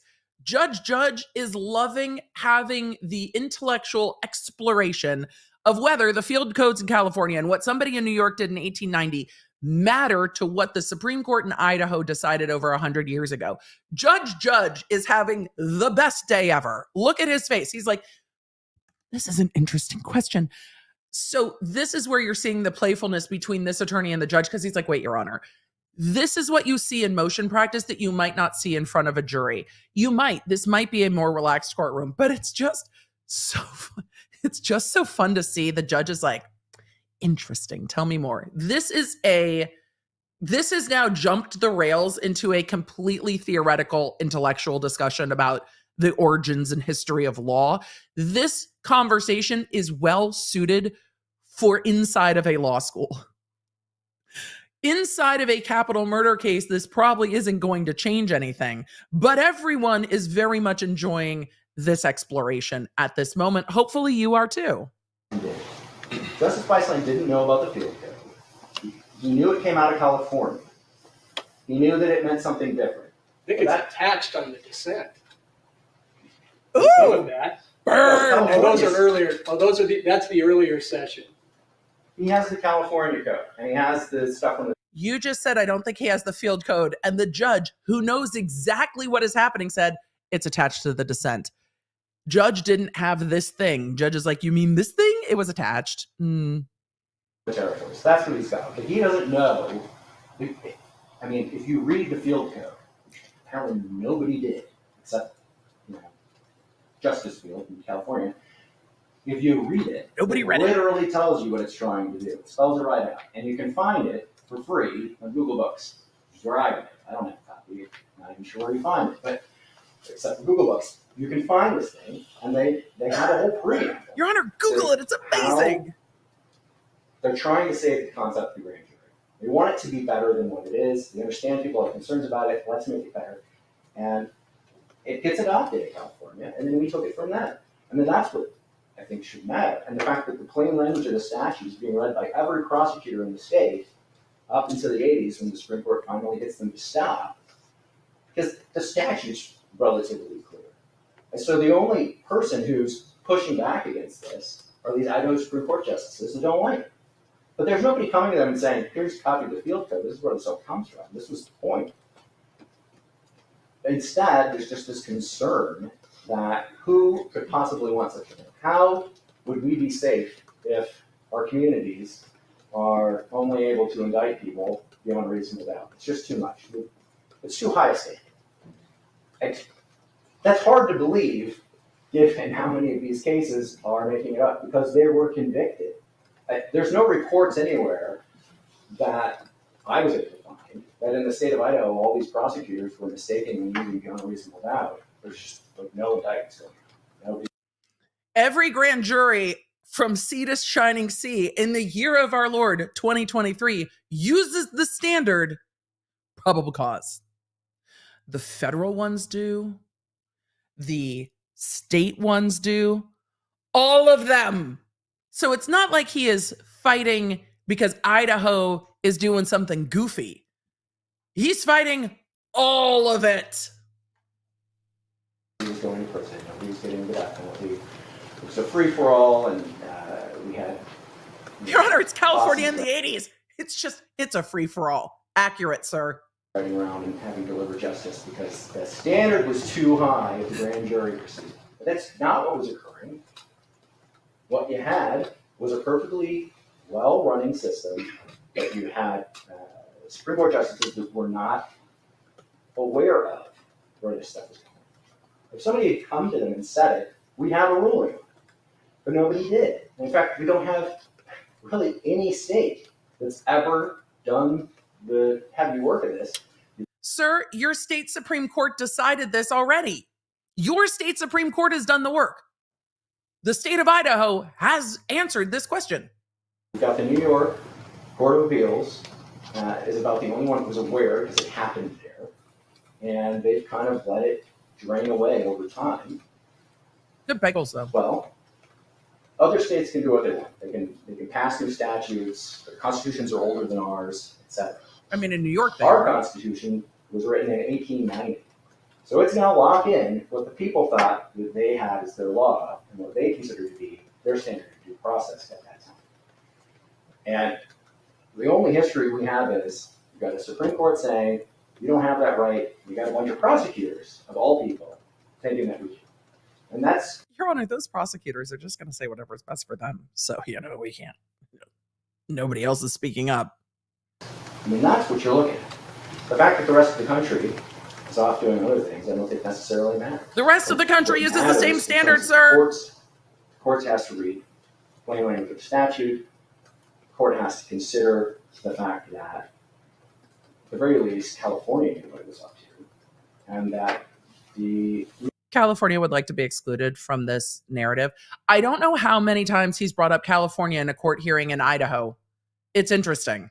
It's come up a lot. Even if the people who wrote our Constitution need a little counter. California didn't won. know what was going on, that doesn't mean that the people who wrote the Idaho revised statutes in 1887 didn't know what they were signing on for. And whether or not they were sitting at the Constitutional Convention isn't something that I put enough effort into to figure that one out, but I don't think it necessarily answers the question. No. I don't want a ruling. I don't want a ruling until you tell me who was sitting at the Idaho Constitutional Convention. I think we need to go there next. I'm being facetious. Anyway, I think the only other thing I wanted to touch on There's more? is how, by agreeing with me, the court is able to Validate my existence and tell me that I have not wasted my life arguing the minute details of the fact that we have all misinterpreted the Idaho Constitution, including the Idaho Supreme Court. save the indictment by turning it into a presentment. There's a presentment. Not a presentment. There's a lot laxer evidentiary. No one rules uses and a everything else. presentment. Much of the They're synonymous at complaints this we would point, have sir. about it essentially disappear, and the state has its presentment. And as far as I'm told, one of the reasons why we had a grand jury in this case is because in another case I had argued that if you don't do a grand jury, you can't have the death penalty, which I still believe. But That's a whole separate comment. This is a great question, Angel Pie. Doesn't it make sense that the standard for a grand jury is lower than a trial jury? If they were the same, why bother with the trial if it's already been determined that the defendant is guilty beyond a reasonable doubt by a grand jury? This is a very common sense argument. He is not arguing common sense. He is arguing very finely parsed words to be like, but if you look at the language this way, then I'm right. He is also arguing that in Idaho, he does not believe you can have a death penalty case if the case does not go into a grand jury, which is interesting. if you have a presentment, that's also listed. And so the state still gets what it wants. And we get a preliminary hearing, which it seems to me would be worth the candle for us. I think there was some instruction about present for. Katie, this is a great question. Isn't there no defense in a grand jury? The prosecution is obligated to present any exculpatory evidence that is known to them. But no, the defense does not participate in the grand jury. The defense doesn't much participate in a preliminary hearing other than to cross-examine witnesses. But no, the defense does not present a defense at the grand jury and is not present. They do not see or hear the witnesses. They do not get to ask questions. For the grand jury, was it not? They were given that option Well, I think they were told about it. So I don't know. I mean, the court maybe can find it. I can't find a single presentment in the history of Idaho. So I don't know if they've really ever been used. I don't know. And I hadn't really even thought about what they are or what they meant until taking up this argument. But from what I could tell, going back to the field code and looking at everything else in the statutes that we have on hand, I mean, essentially it's like grand jury light. Typically for the presentment, the idea for who is getting the presentment seems to come from the grand jury members themselves. They just come in with some information about somebody, they make an accusation like it's a complaint, and then it goes off and it gets treated more like a complaint than it does an indictment. I don't know if the court found anything otherwise. But that's not what happened here. It's supposed to work. Like I said, I don't know if anybody's ever done one, but I do think that what the state accomplished in the indictment in this proceeding would easily meet the requirements for presentment. And I don't think we would have any real ability to argue with them. I mean, if the grand jury itself can just come in and say, these are some facts I heard from my neighbor, and I think that guy committed a crime, and that's enough to What guy, the neighbor? Justice. And I'm relatively certain we've met that requirement. And so if the court does that, then the state still has a piece of paper that says the death penalty can be sought in the Fifth Amendment of the United States Constitution. And a preliminary hearing would be offered to give us the ability to take a closer look at this case than what was given at the actual grand jury. So I understand that's what you want. You're not going to get it. everybody could win. I do have that as an option for it to work. Does the court have any questions? It looks like you might. I might on your reply. Okay. We'll see. Oh gosh, there's more. Thank you. I might when you talk again. I want the prosecutor to stand up and say, Your Honor, it is not 1890. We are not in New York or California. The standard for a grand jury is probable cause from sea to shining sea across this great nation in the federal and the state system. The state of Idaho Supreme Court has clearly stated that. So while I appreciate counsel's argument and his zealous advocacy, my learned friend is mistaken with the standard for the grand jury here. And then sit down. We'll Thank see. you, Your Honor. As much as I enjoy the frolic through legislative history as a trial attorney, That's better. That's better.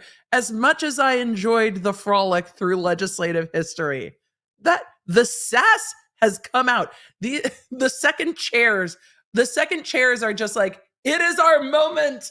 Give me the microphone and give me a courtroom. I am center stage in the middle of a ring, just like a circus. So, as much as I enjoyed the frolic through legislative history.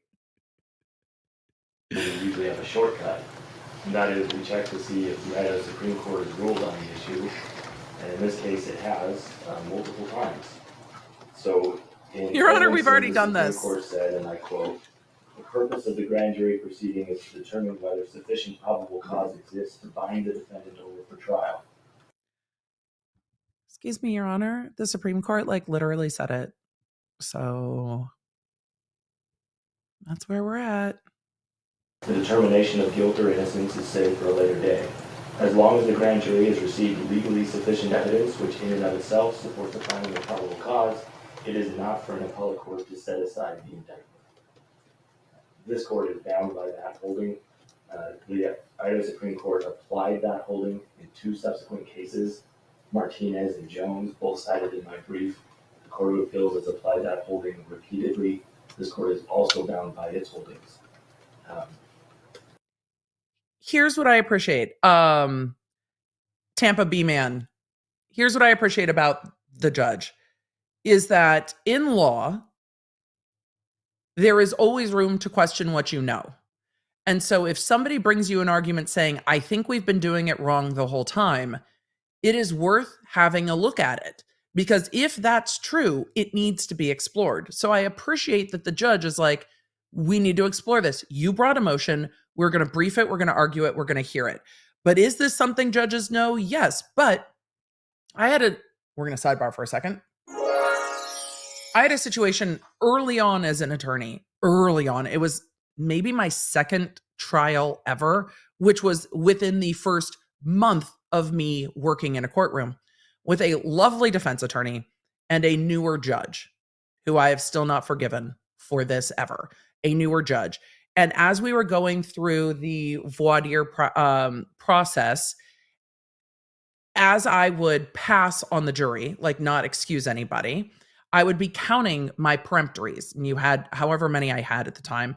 I don't know if it was 8 or 10 or whatever, but you have a certain number of peremptories. And when I would pass and the defense would use one, somebody would come up and then I would use it and I was keeping my tally. And at the end, I went to use a peremptory and the judge was like, "You're out of peremptories." I said, "I'm not out of peremptories. I have passed, which means I have not used all of my peremptories. I should still have X number more." And the judge goes, "No, if you pass, you lose the peremptory." I was like, "No, you don't. You don't lose the peremptory." And the judge is like, "Where does it say that?" And I was like, "Everyone knows this. When you pass on a peremptory, it's not use it or lose it." But I was a very new attorney with a new judge, and the defense attorney was the most experienced person in the courtroom. The defense attorney, to the utmost credit of their ethics, said, "Your Honor, I've never seen anyone do it differently than the prosecutor is suggesting, even though it's better for the defense attorney," but again, officer of the court, to say that. So the judge is like, no, you lose it. And there was a juror I needed to get rid of. Foreshadowing, that juror hung my jury 11-1. There was a juror I knew I wanted to get rid of, and I think I should have been able to get rid of for cause. But now the judge is already pissed at me for slowing down the process because the judge wanted to swear the jury before lunch and was in a hurry. And so I said to the judge, "Your Honor, can I have 10 minutes? Because I'm sure it says it somewhere. But I don't know where the fuck the obvious stuff goes.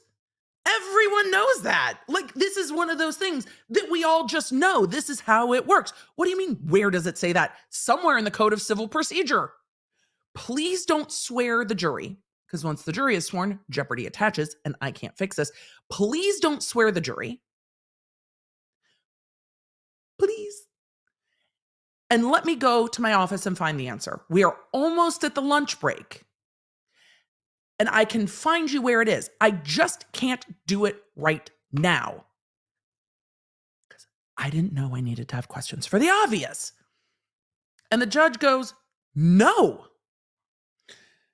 I'm like, "Your Honor, we're almost at the lunch hour. I am not going to be wasting the court's time. Can we just have the jury come back after lunch?" He's like, "I am swearing this jury.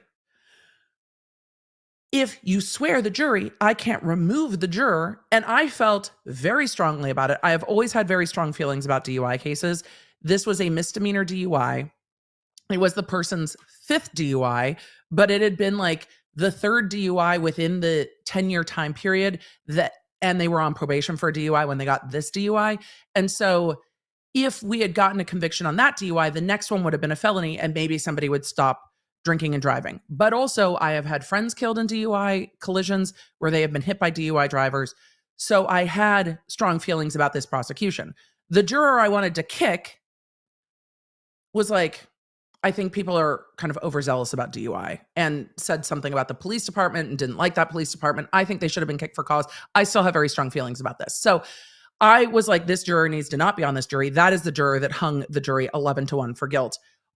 So, Your Honor, please let me try to fix it. Call the site judge. Like, "Excuse me, Your Honor, can we phone a friend? Can we just call the site judge and ask the site judge where it is?" Because someone knows the answer to where in the Code of Civil Procedure this is. Also, this was back in the early 2000s, and it's not like I could just be on my laptop in court and Google it. We didn't have a laptop in court. I had my Code of Civil Procedure, and I'm like, I know it's in here somewhere, but I don't have the time to find it. Your Honor, can we just ask the site judge? No. Please let us come back after lunch. No. And he swore the jury. And then we came back and was like, Your Honor, this is where I'm wrong. And he's like, you can appeal it. The fuck I can't. No, I can't, Your Honor. Jeopardy's attached. I can't appeal shit. And in my brain, this is where I get petty. I'm just like, I hope you never lose anyone in a DUI related collision. Brain. We don't say that out loud. And I'm just like, I know you feel, Your Honor, that these are misdemeanors and they're not a big deal. And a lot of misdemeanors are stupid and are not a big deal. But some of them are a pattern of behavior that can be very dangerous. And 5 DUIs over this course of time means that they should be in felony DUI land so that they can stop drinking and driving. Your Honor, this case actually matters.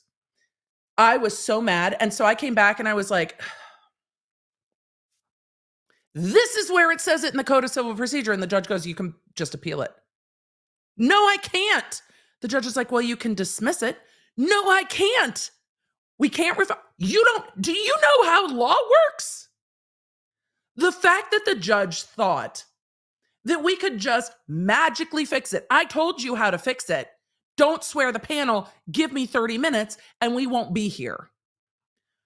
But no, when that jury came back hung 11-1, that juror looked me in my face and went,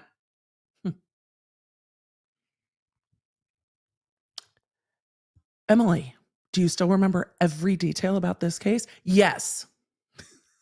Are you still mad? Maybe. Maybe I am. Just because I was right. And I knew I was right. But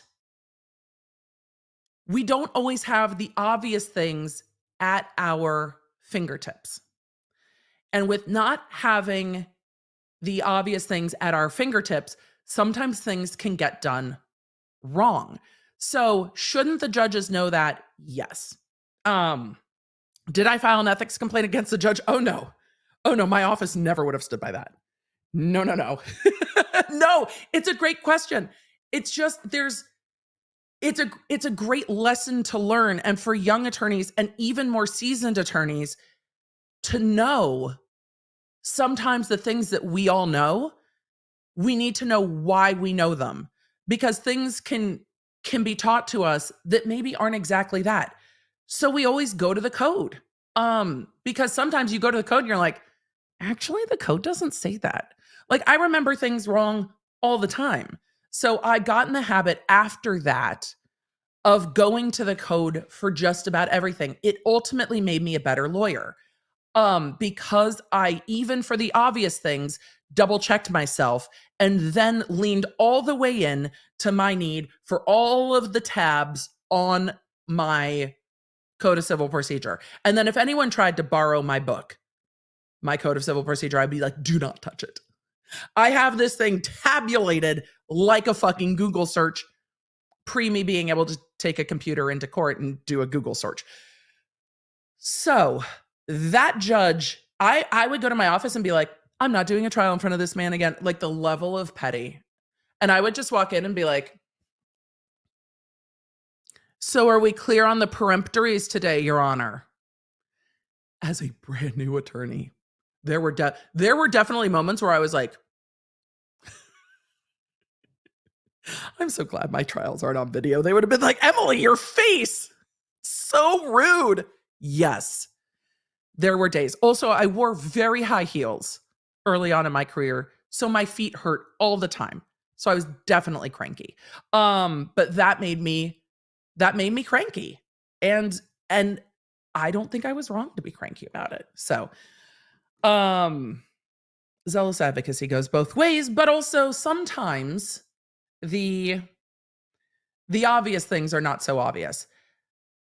Judges who are not on the bench to be right, but on the bench to do justice will take the moment to pause and ask, because their ego's not in it. They're like, I want to do the right thing. Let me ask. What I've learned very much is that we all do better when we just ask, when we are unsure. The more we communicate, the better we all do. I was not allowed to paper that judge. Sometimes I asked. These are all decisions that get made higher up. See, the thing about having bosses at the DA's office is sometimes they also help you check yourself before you wreck yourself. And sometimes your bosses don't want to go to war with the judges in the courthouse. I have had other instances where I was ready to go to war and my bosses are like, we're not going to war today. Ma'am, we're not going to war today. And I was like, fight!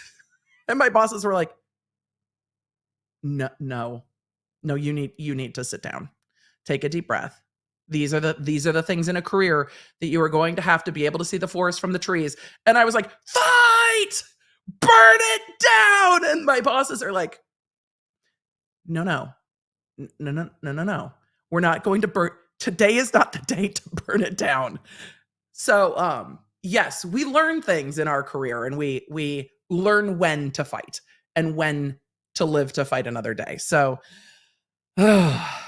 yes, Lyndon, today is not the day, Miss Baker, and this judge is not the one.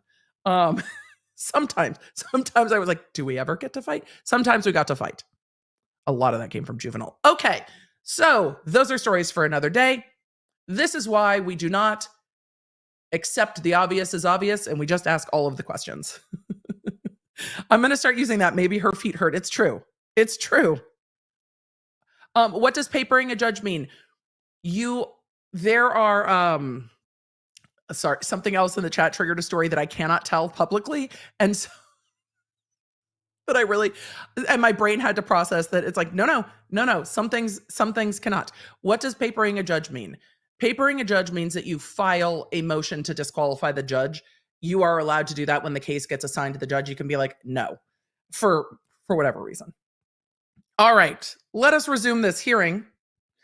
So your bosses were like, not yet, Ferb. It's like, what are we doing today, Pinky? The same thing we do every day. All right, let us continue with them arguing over things that should be obvious, but having the intellectual discussion, and the judge gave room for that to argue. But this prosecutor does not want to frolic through legislative history because the Supreme Court has already decided. The only other thing I would add is, to summarize Mr. Robinson's argument, Idaho law supports it as long as you ignore the Idaho Supreme Court. California law supports it as long as you ignore the California Supreme Court. Idaho's constitutional history supports it as long as you ignore the founding fathers. I could go on, but there's nothing to see here. The Idaho Supreme Court has ruled on this, and this court is not right. Unless the court has any questions or something. I really like that argument. This attorney very quickly, the case was retried by a colleague of mine after I got transferred, and that is another story for another day. But this attorney's argument was, Your Honor, if you ignore the Idaho Supreme Court, then California law supports it, but only if you ignore the California Supreme Court, but then the Idaho Constitution supports it.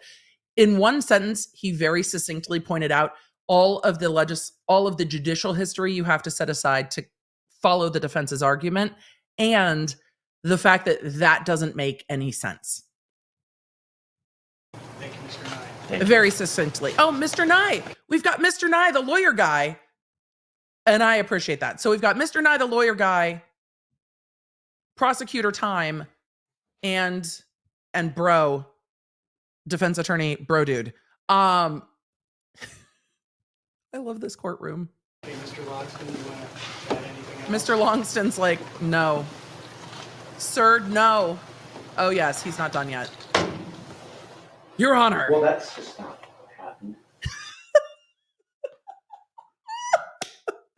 These lawyers, I love it. I love it so much. Your Honor, did you hear the dramatic flap?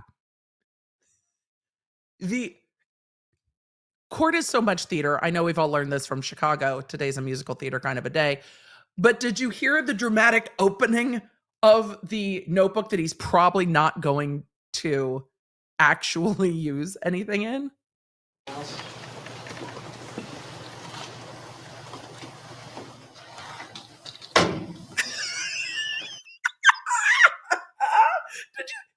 He went flump.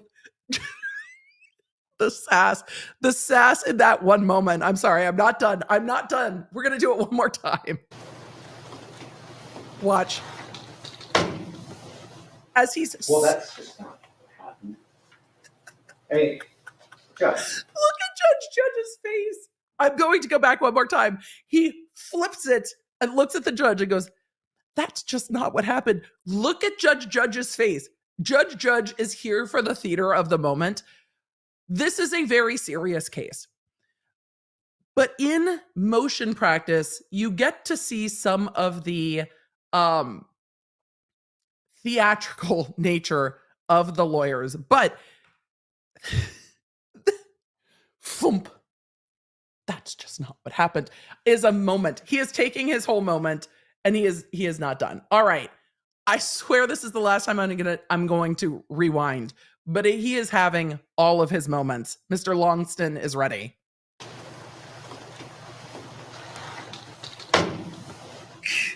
Well, that's just not what happened. I mean, Judge, courts say things all the time. We call it dicta. When a court is listing off, Sometimes we call it the law. but what we're talking about when we talk about evidence is we're talking. Sometimes we call it the law. Judge is having the best time at this motion hearing. Judge is here for all of it. Sometimes we call it the law. I wish the audio was better because there are so many little moments in this courtroom that are so funny. The deputy is dying. There are too many places to look in this exchange. Hey, Judge, courts say things all the time. We call it dicta. When a court...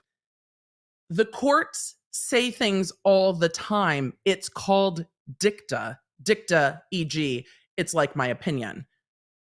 And the court says, no, sometimes we call it the law. is listing off. Sometimes we call it the law. Sometimes. But what we're talking about when we talk about evidence. Judge is like, one for me. I mean, nobody was arguing in that case that probable cause was the standard.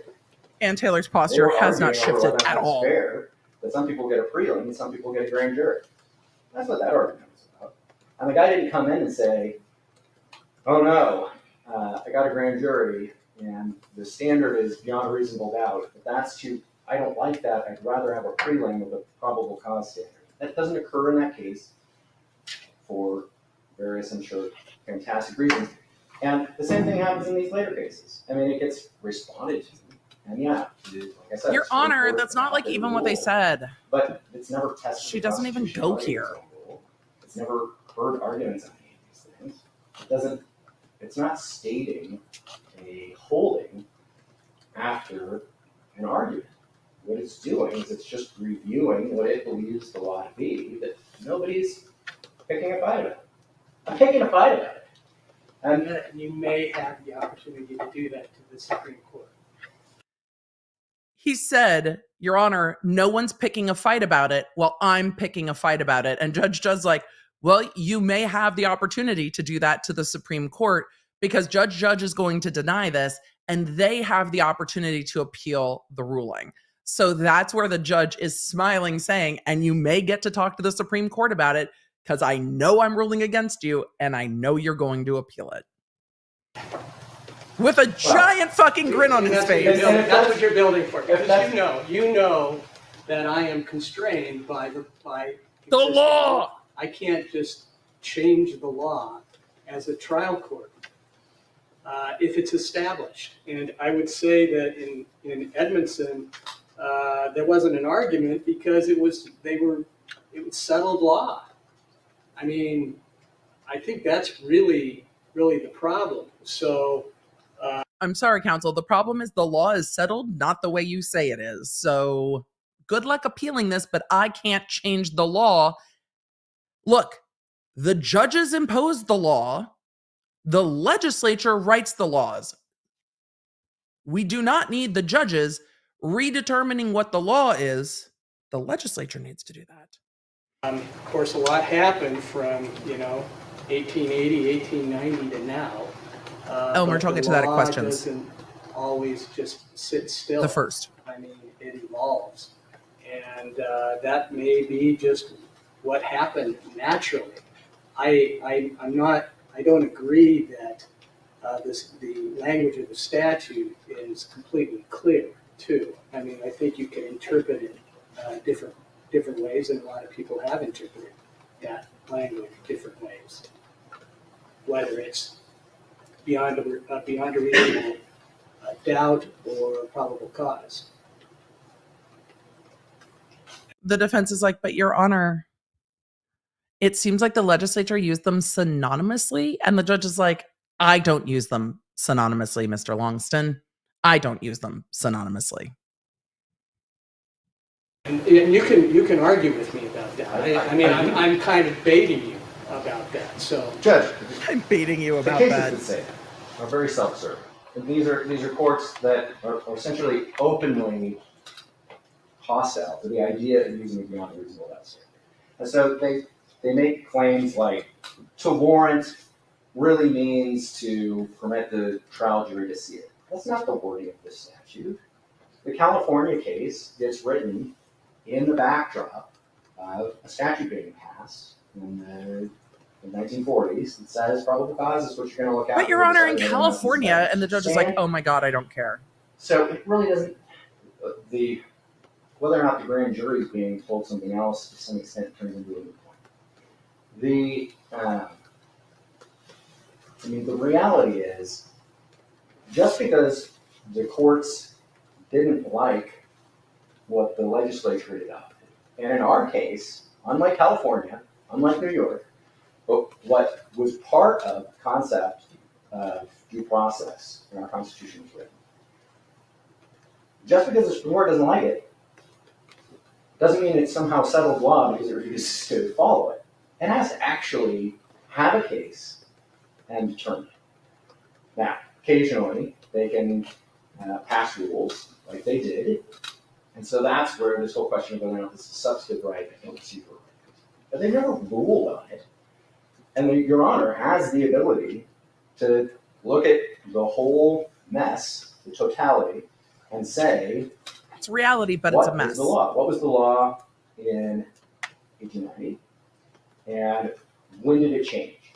I don't think what the court can write is an opinion that says, well, we don't know when or how it changed, but by 1890, clearly the probable cause was the same. There has to be something Judge's the face. Supreme Court considers these things in order for it to be settled law in a way that in which Your Honor would be right and say, I can't do anything about it. They've never settled this question because nobody ever brought it up. Because it's really hard to get a copy of the field code in 1913. Well, I don't know. But there was I can't remember the name right at this moment, but in the 1950s, there was dicta where the appellate judge said, no, that's not the standard because they were using beyond a reasonable doubt in that case. Starts with a G. But anyway, there was a discussion in that case about what the standard of proof is or should be in the grand jury. So there have been touches of that along the way, I think, but you're right. Judge, I too have frolicked down the legislative history of this through different opinions that have talked about this. So if you want to talk about, did we know when the law changed? He's like, this other case, Indicta, discussed it. So the court is using the case law to kind of be the touch points of the law being that grand jury standard is probable cause, not beyond a reasonable doubt. There's not a whole lot of law until maybe Edmondson that was pretty clear. And then as Mr. Knight pointed out, a couple of decisions after that. With that case, which I think was 1987, something like that. So, yeah, I mean, I appreciate your argument. We can see that. Interesting. I'm constrained by the law, though. Back to that. He's like, I'm curious I find this all fascinating. What an interesting theoretical discussion. However, I'm constrained by what the Supreme Court said. So, at the end of the day, thanks for playing, but no.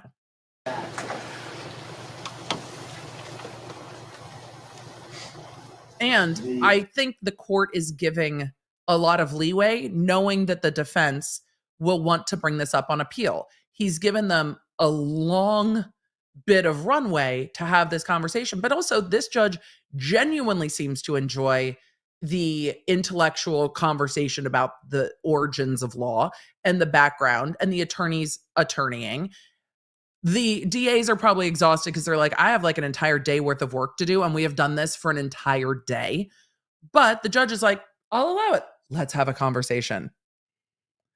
Mountain Princess said, how far back are we going? Would love the Roman Empire to have solved this. Yes. Yes. Yes. Yes. Yes. And this is the answer. The judge's last name is, in fact, Judge. This is John Judge. John Judge is the judge. You're making a record. That's good. Judge. Can't make a decision. The judge made a decision 2 hours ago. Sure, but nobody was arguing about that standard of proof. The fact that they stated while they're walking through what a grand jury is versus what a preliminary hearing is, if that doesn't settle what the standard is. Just because they said it doesn't make it the law. Actually, sometimes, pardon, sir?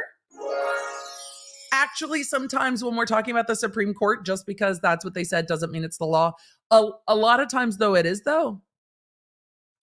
So that's like a conversation about binding authority and stuff, Just saying. Their jurisdiction is limited, and yet broader than the United States Supreme Court, although if you read that most recent opinion where Judge Stegner doesn't agree with any of them about what their jurisdiction is like, it gets kind of complicated. But the point is, they can't just say in an opinion where nobody's arguing anything. Dude loves Oh, and law, by the way, the law. and I don't fault him for that. Nobody briefed this issue in ethics. Nobody briefed it in any of the cases that came after it. They didn't set in stone via that opinion what the standard is. The judge disagrees with your They interpretation of the tried Supreme Court's ruling. By adopting the rule. He is disinclined to acquiesce to your request, counsel. The rule is the question. The court has to try to figure out, is it a procedural right or a substantive right? If the court says it's a procedural right, and essentially what the court is saying is that the courts get to decide how much it takes for one of us to be thrown in the lockup, put to death, etc.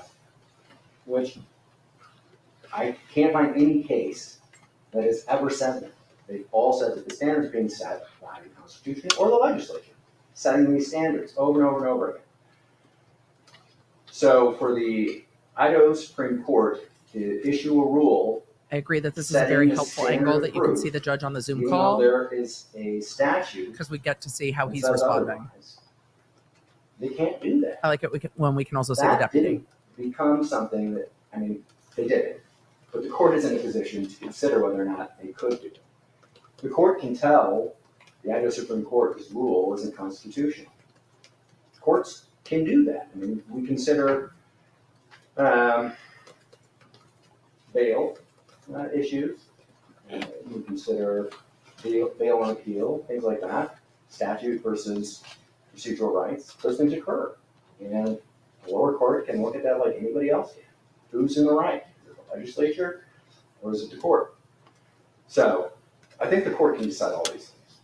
But if the court's going to say they can't, I hope you'll at least write a 32-page order in which you explain how right I am.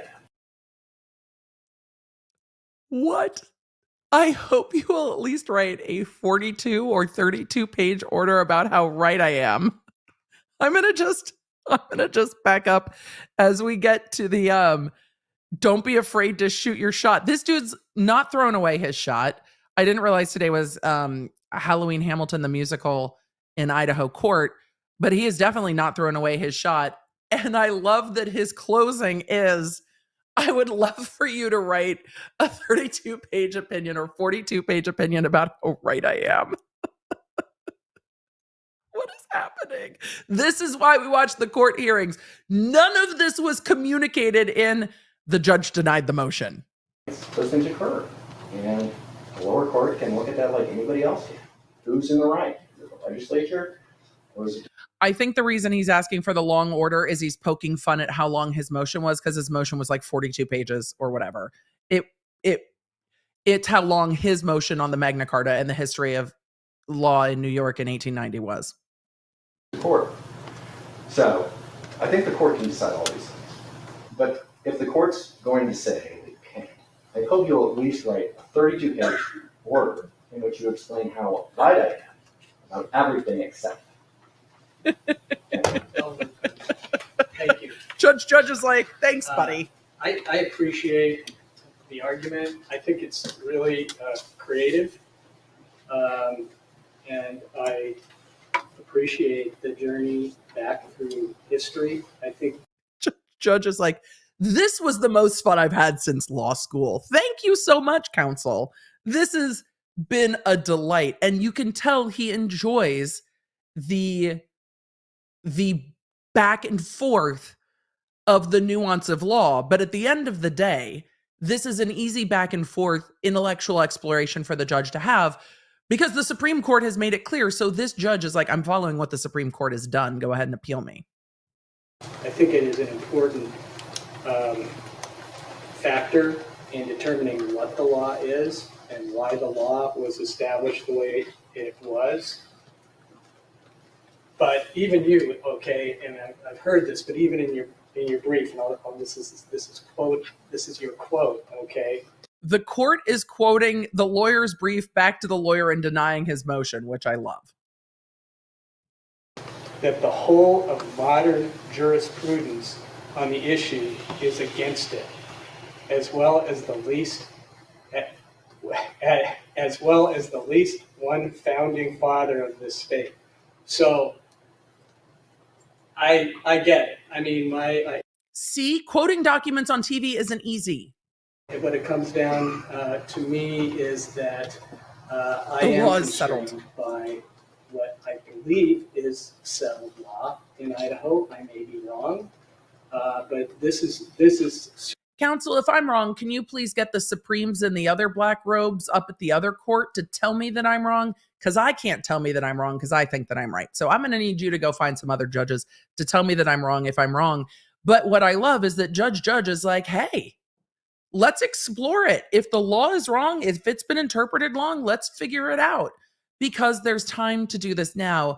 And I think the reason Judge gave it so much time is because this trial's not happening this week. This is when the trial was supposed to start, at the beginning of next week. So they're not on the time constraint that they were. So the judge has a moment to say, hey, let's have a conversation about that. I'm interested in hearing you out. I'm interested in hearing what you have to say. Let's not just assume that this is the way that it is. And that's what defense attorneys particularly need to do. Let's not assume this is well settled if it's not. I appreciate it too. It was also hilarious. The motion, though, I was like, I appreciated hearing him argue it more than I appreciated reading it with y'all, where I'm like, oh my God, and then in 1890. But I appreciate very much that we're not just accepting things as settled when there's room to question them. I don't think this is going to work, but Certainly an issue that you would have to bring up with a higher court. yeah, go appeal it, sir. Like the Idaho Supreme Court. And I look forward to, getting that from your perspective settled in Idaho. Go appeal it. I want to see what happens.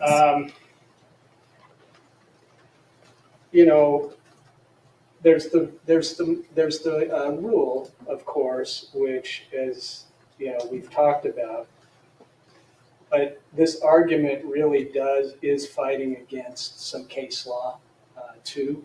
You may say that it's all dicta. I mean, that's like your debatable, opinion, I suppose.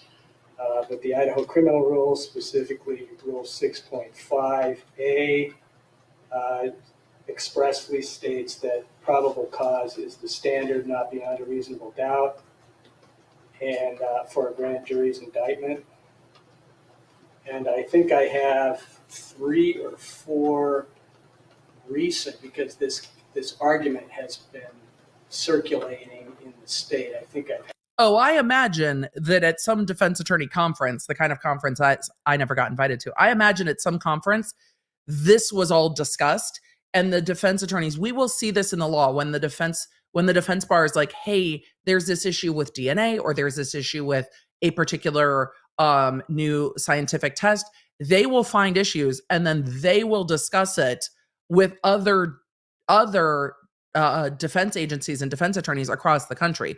Like, hey, this is an issue that we're seeing in this law, and they will challenge it across the country. So the law is kind of settled across the land. So I'm not surprised that the judge is like, I've seen this motion come up, because then that gets circulated. It's like, hey, this is the argument we're pushing. Somebody's going to have to set up a test case. This is probably the test case to then appeal it, because it is a death penalty case. It is an important case. It is a case where there was a grand jury. So, and without a grand jury, maybe he's arguing you can't get the death penalty in Idaho. So it is a good test case to get clearer, settled decisions on this area. So I'm not surprised we see the judge saying, I think I've had 3 or 4 district judges talk about this, because now the defense attorneys are making these arguments in cases that go to the grand jury. had 3 or 4 district judge decisions denying the motion and the argument. So I am going to deny that argument. I think the argument is good, but The law is settled. can't go that far. Not today. Oh no! That was user error. The judge was literally like, today is not the day. I am not the one. Hold on. Where was not today? Like the Idaho Supreme Court. And I look forward to, getting that from your perspective settled in Idaho. We'll see.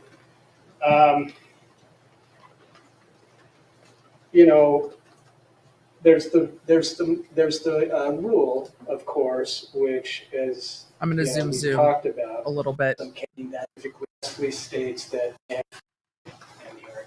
So Oh, wait, I went too far. recent, and I think I have 3 or 4 recent, because this argument has been circulating in the state. I think I've had 3 or 4 district judge decisions denying the motion and the argument. So I am going to deny that argument. I think the argument is good, but I can't go that far. Not today. Today is not the I'll give day. you a written decision. I can't guarantee it's going to be 32 pages. It might be longer. It might be shorter. So we'll see. I so desperately want it to be 32 pages. I feel like this judge would be down for like, let's see what we can do. Let's see what we can do. But you can tell he genuinely enjoys the lawyers that are appearing in front of him. He genuinely wants to explore the law and genuinely wants to have a conversation. And I really appreciate Judge for that. It's always enjoyable to have an argument with you, Mr. Longston. So I think that's all we have to do still. Ms. Taylor? That would be funny. Your Honor. Okay, and Mr. Thompson?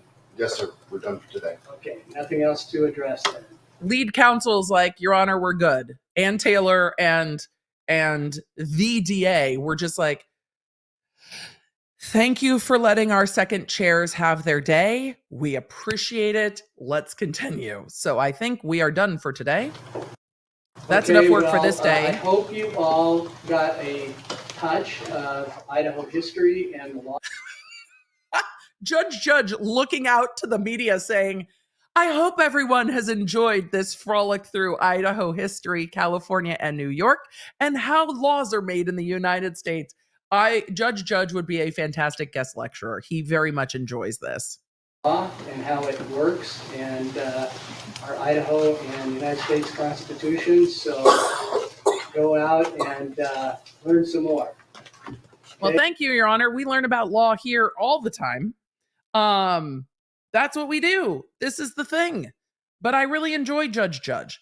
Quite a lot. I don't think there's any judges that we've had that have really just not been judges I enjoy. They're all different of all of the cases that we've covered, but I've really enjoyed the judges that we've seen. I don't always agree with their rulings. I don't always agree with them, but I really appreciate how conscientious Judge is and letting them make an argument and knowing that this might be an argument that just needs to be resettled by the Idaho Supreme Court. And I think that's fair. So let's summarize real quick. We're going to do a swoop and a summary of all of the sass that was brought. So what happened in Idaho, other than the sassiest arguments about 1890 you will ever see? Judge and Mr. Longston for the defense had a riveting back and forth about the legislative posture of the standard of proof for a grand jury. The judge ultimately denied the motion to dismiss the indictment in Idaho, but said very clearly, I appreciate you bringing this argument. It might just need to go back to the Idaho Supreme Court to be decided. It seems that this is a well-settled area for the Idaho Supreme Court, but it is not my place to overturn what the Idaho Supreme Court has already decided. And the Idaho Supreme Court has, in fact, already said that the standard of proof for a preliminary hearing in Idaho is probable cause, not beyond a reasonable doubt. And that is where we are going. Sorry, I got distracted by my skull earring. That's where we're at in Idaho. Cameras are staying in the courtroom. No further dates have been set. I was really hoping at the end of that we would get a next scheduling hearing. Nope. What we got is that is all for today. So when will this come back to court? I do not know. Do we have a trial date set in Idaho? No. But the court is doing in-camera hearings regarding the DNA that is still an outstanding issue. And knowing what goes on with the DNA, I think will be the next big hurdle to when this case starts moving forward. And we will see that in the next few weeks. The judge has some written rulings that are going to come up. I will be interested in the judge's written rulings on this. And we'll go from there. But the attorneys brought kind of their feisty arguments. This is something that you'll see more of in the pre-litigation or pre-trial litigation. You get to see the personality of the lawyers. I appreciate it. I really do. We got to see zealous advocacy in true form with respectful disagreement and some banter between the judge and the defense attorney. And you can tell that they were genuinely enjoying the conversation with one another for all the showmanship of court. All of them were there having those conversations. And this is one of the things I very much like, having courts broadcast. You get a sense for the judge more than you would off of a written transcript. You get a sense for what really happened in court more than just saying the motion was denied. Not just was the motion denied, but the judge is like, this is going to go up on appeal. And there's this area of law in Idaho that maybe isn't as settled as we thought it was. Maybe the obvious isn't as obvious as we think. And exploring those things is one of the fundamental parts of law, not just assuming because everybody thinks it's this way that it is in fact that way. Going back to the code and asking the questions. And Mr. Longston did that. He went to the code and was like, I don't know if we can do that, and trying to do that. So with all of it, I appreciate Judge. I appreciate the work of the attorneys in court this day. As one of my other favorite judges would say, that was enough work for this day. So for us, let's get to Q&A, shall we? Nikki says that was the essence of practicing law, asking the questions that maybe everybody doesn't ask. And I really, really appreciate it. Though there were times it was hilarious. The dramatic flip of the binder was just, well, that's not what happened, Your Honor. I'm here for the showmanship of Mr. Longston. I'm here for it. I look forward to seeing him in trial when this case does go to trial. I like the way he argued. So with all of that, let's go to questions, shall we? Y'all, it's Halloween. It's time it's time to get into the Halloween fun and all the rest of it. So let's do that.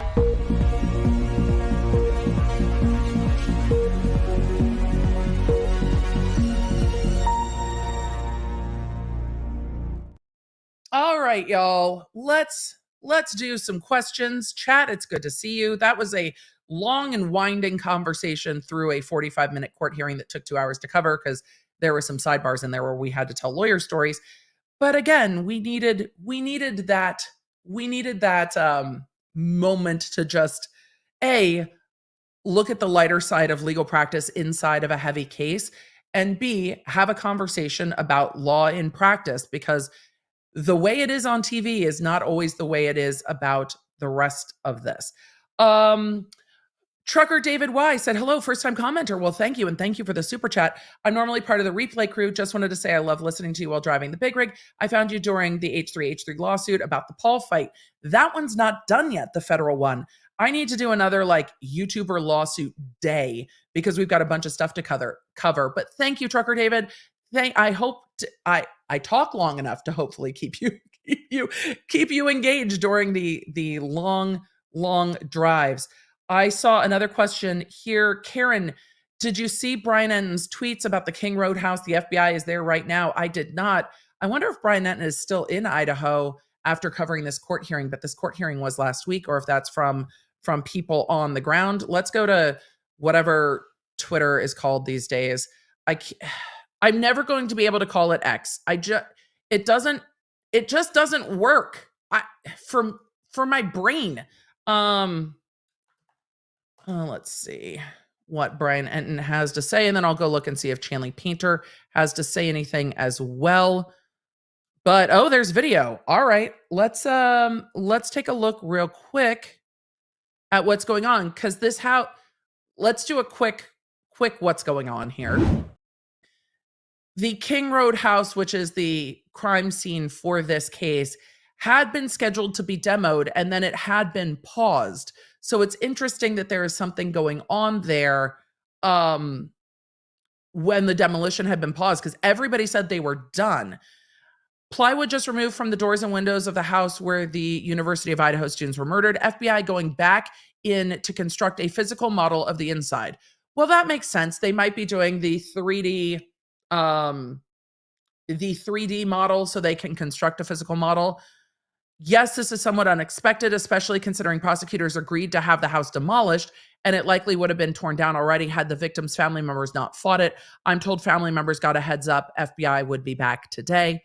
Investigators are returning to the house where the murders happened in Idaho. The FBI will be back today to construct visual and audio exhibits and a physical model of the home. Plywood we have seen on the doors and windows will be removed this morning. This isn't so that's what's going on there.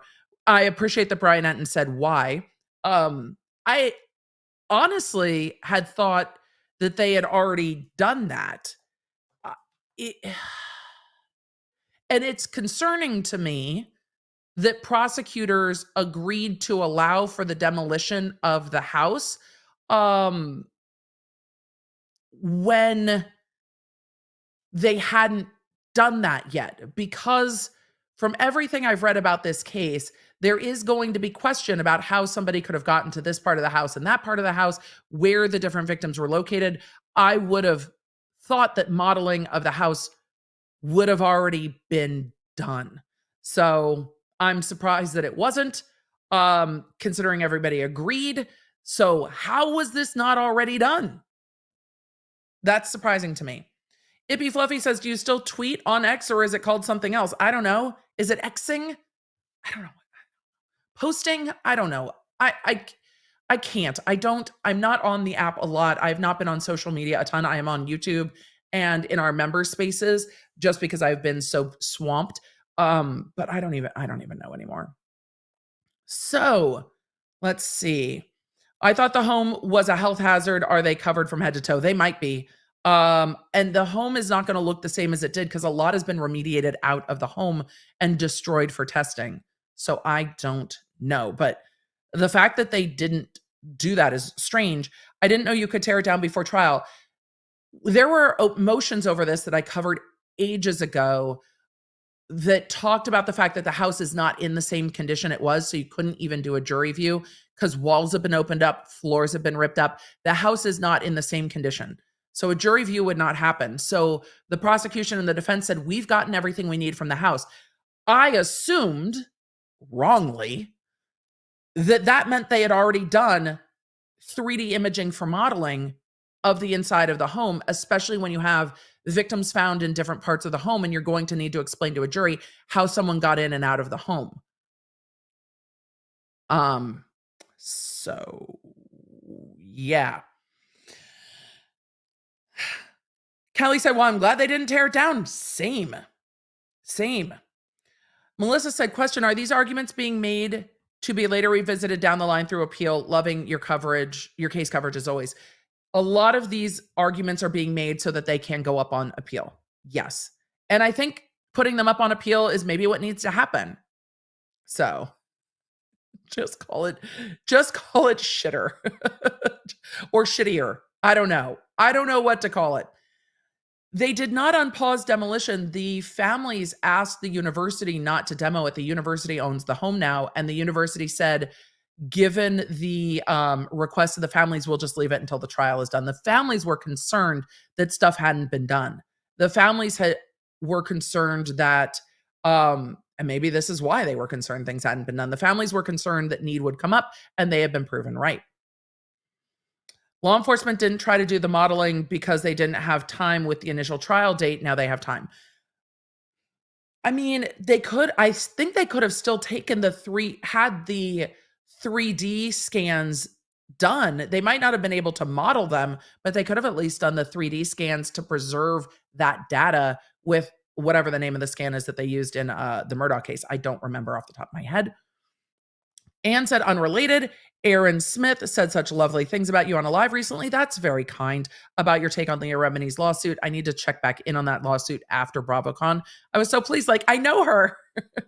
I love it when the law nerds feel like they're like in another space and they're like, wait, you're here too. It always feels like home when we find other great communities across the internet.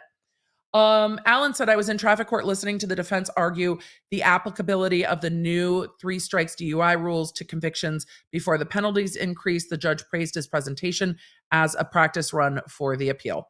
And sometimes that's just needed. Speaking of which, Murch asked, will this be an interlocutory appeal or post-verdict? I imagine they will take the appeal out while the case is pending, because if the judge is wrong, this could change the case. I don't think the case will be paused or stayed for that appeal, but I think they will take the appeal out while the case is pending, not post-conviction. Hopefully that answers the question. Matt Bond, good to see you. Well, hello, my spiffy legal mumbo jumbo talkie sister from another mister. Floofy says meow, boop the snoot. Lori Bell said, I found you after Depp v. Heard. I still went back and watched the entire trial with you. Elaine. Oh, Elaine. Thank you all for all the spooky Halloween wishes. Spooky internet scare. Thank you. I need a Law Nerd tumbler. How do I get it? There are some in the Law Nerd shop. So there are tumblers in the Law Nerd shop, and we are going to have some more coming for you soon. Those will be updated in the app. We are working on some fun things. Me, not waiting till things are ready to talk about them. Good to see you, Notorious Law Nerd from England. First time catching a live. Glad that you are here. We need to have more lives. Are the kiddos dressing up? If so, as what? The kiddos are meh this year. So we'll see what happens. They have things that they can dress up in, but it's going to be so cold tonight. I think they're going to be dressed up in coats. Question for your meet and greet in Vegas. Will we need tickets to BravoCon? No. Or will it be separate? Yes. If you are in the Vegas area, I will be putting information in the app. It will be offsite near the Vegas Strip in coordination with the Bravo Docket, mostly because the lovely women from the Bravo Docket were like, we organized a thing. We would love for you to join us. And I said, I don't organize anything. I am very ADHD. I'm happy to be there. So yes, let's. So I will put that in the app if you are in the Vegas area. I believe that's on Friday. But no, you do not need a ticket to BravoCon. The tickets for BravoCon are so expensive. So expensive. Dressed as Taylor Swift today, Red Era. Exciting. Just got back from VT to Vegas drinking a Celsius. Jet lag is real. Yes, I appreciate going East Coast because I pick up some time, and then we've got the time change coming up this weekend. I'm very excited. I'm excited to get back onto standard time from daylight saving time. So I'm ready. Jen said, as the donator of Hookers and Blow and the Dancing Jiggle Wiggle Tickle Pickle Plus living in Vegas, any chance for a meetup? Jen, yes. Also, thank you. But yes, you don't have to donate for a meetup. There is a meetup. It will be in the app. So for all of you that are in the Vegas area, that information will be in the app. I will send out a note in the app today, and then I'll send out one closer. We'll just make a note. Chris, we need to send an app notification after stream.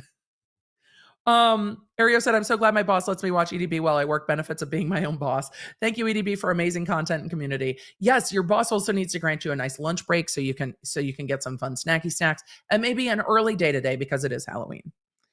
My grandson is a sophomore at U of I. Last year, he was sick and couldn't fly home for Thanksgiving. It was horrible. Oh, I imagine. He surprised us and came home early for Christmas. Grateful Grammy. I'm sure that was having your kid there when this goes down would be very stressful. Pookie Woozy said, faux shiz, which is regarding Britney Spears' book. If you notice the camera wasn't showing defense paperwork, I did notice that, which was good.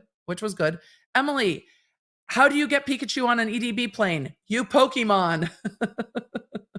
Saw you on Rob's stream. You made Bring the Jury sound like Shakespeare. I mean, I was just being ridiculous. I had hopped on Rob's stream after I had recorded Quick Bits, which is up on my other Quick Bits channel. And it's always good to get to have a chat. I wanted to congratulate him like face to face on the internet for 200K.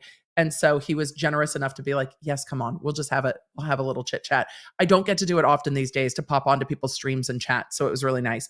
Now that we are a little further out of my very busy fall season, hopefully there will be a little bit more of that. We need to do Legally Blonde with Runkle.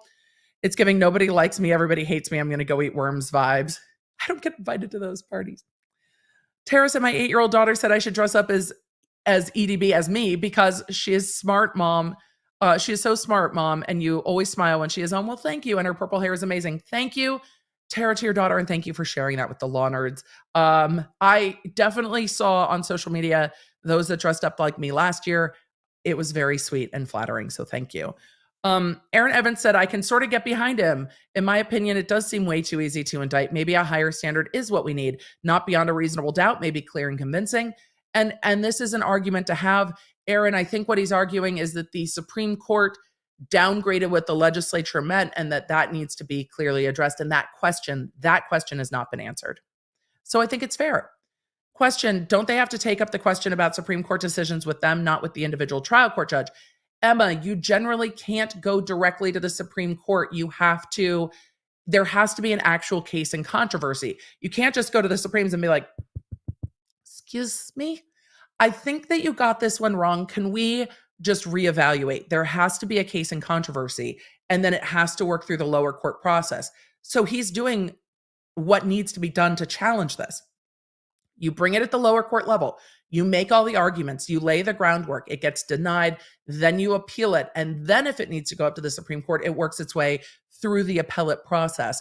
And so this is the groundwork to take it up with them, essentially. So yes. EDB, why do they want a preliminary hearing so badly they keep arguing about the grand jury? We saw the defense argue that they believe that without a grand jury indictment, you cannot get the death penalty. So if that is the case, then a preliminary hearing means that they won't get the death penalty, which is an interesting thing. And I would need to look at the law on that in Idaho more. I had not heard that before arguments today. 2, they get to cross-examine the witnesses and start to build a record, which means when it goes to trial, it's like, well, previously you answered this way. So they get to start building their record by cross-examining the witnesses presented. And 3, was I doing A, B, C, or 1, 2, 3? Either way, C or 3. I use them synonymously. You get to present a defense if you want to, and you get to see the witnesses live and what the prosecution's presenting, which can give you more information on the case than just reading it off of a transcript. And I think they want to test this out to get it up to the Supreme Court. Ali says, I bought Suica, showed my boyfriend the game, and now he steals my Switch to beat my score of 29.75. That is a great score, Alley Cat. Good luck beating that score. It's a good score. Take a drink every time they say California. Do not, it is too early in the day, depending on where you live. But if you're just hydrating, you'll just be really hydrated. How does this apply to his case? Heather, I don't know what was happening when you sent that, but fair. Sean, not law related. I borrowed your idea and did my nails to match my favorite Halloween tumbler, Hocus Pocus. Thanks for the idea. You're welcome. Sometimes we just need a little inspo. I couldn't decide between the super sparkly light and the dark, so I mixed all the glitters together, and now we just have like confetti. I'm really happy with it. But the hair went like ultraviolet, so maybe next time we need ultraviolet. I feel like my hair color is giving like Disney villain vibes, and I'm here for it. It is the color of Disney villain hair at this point. I love it. Dressed as Harley Quinn, dressed as what Harley Quinn would look like at 66. My granddaughter will be the modern Harley Quinn. I love that so much. That's a really fun matching costume. I listened to Brittany's audiobook. Woo, it was an emotional roller coaster. I love her so much. Really interested to hear your thoughts. I enjoyed Brittany's audiobook. I don't know if I would read it, but here's the quick version, and we'll talk about this more on members only. Here's the quick version of Brittany's book for me. I felt that it was written authentically in her voice. There were parts of it where I was sitting there going, I don't even know if Brittany had a ghostwriter, maybe an editor to help organize her thoughts, but it very much felt, especially in the audiobook, and this just might be because the audio performance is so good. I would love to know your thoughts. This really feels like her telling her story. And you don't always get that in celebrity books where you get her telling her story.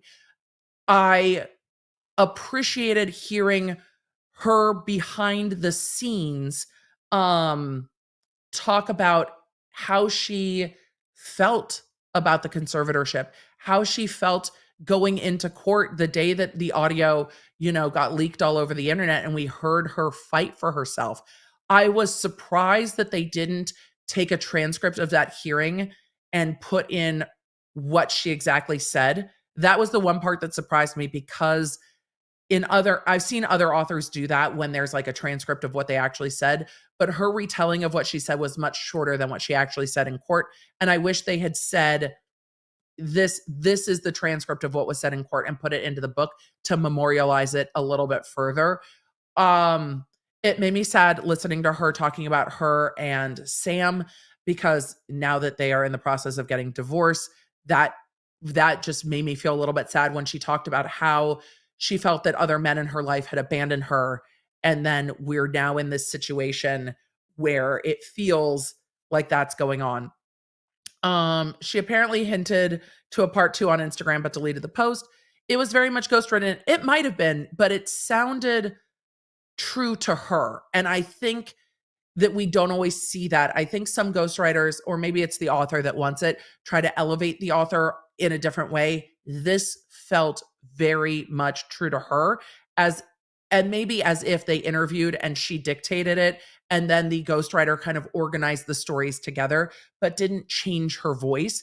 And I thought that was appreciated. A good ghostwriter gets a whole feel for the author's voice. And I think that's what happened here. Did she read the audiobook herself? No. And she explains it at the beginning of the audiobook that it was too difficult to relive these stories to write the book, and she did not want to read them. Michelle Williams reads it, but she does do the introduction on the audiobook. So I appreciated that very much. So we will see what else we hear from Brittany. She made it very clear that she needs time to heal. I appreciate that she said, I need time to heal. People are asking me about music and asking me about this, and I just need time to heal. She talked about Instagram. And she talked about why she enjoys taking pictures of herself in clothes and dancing and naked and the rest of it. I really liked that she talked about her. It felt very raw and very real and very open. I don't know if there's spoilers at this point, Amy, seeing that the headlines since the book came out and since before the book came out are like Brittany and Justin this and Brittany and Kevin Federline that. But I I enjoyed it. I think she addressed the things that we wanted to listen or we wanted to hear, or at least the things I wanted to hear. Read Matthew Perry's memoir or listen to him read it on Audible. I might need to give myself a little time for that. I do love it when the author reads their books. It's one of the things I love about Year 8 Yes by Shonda Rhimes is she reads it and you can feel it. I might need a little time to read Matthew Perry's memoir. I saw the news this weekend. I have a lot of fond memories growing up in the 90s of Friends and the rest of it, but I'm also very angry that TMZ leaked this before family was notified. I'm very frustrated by that. It's dehumanizing. It is a violation. I can't imagine what it would be like as a family member, a close friend, to find out about someone passing because media blows up with it. It's such an inhuman violation. Celebrities are gosh, so much of their private life is made public, and social media and celebrity is kind of different. I see like actors and more traditional media celebrities can choose what to post, what not to post, different than somebody who vlogs every day of their life, right? And would want to vlog their own information. But everybody has the right to privacy. And a lot of actors are like, hey, if I'm not doing a project, I'm not really posting that much about my life. It's my private life. The intrusion in death is inhumane.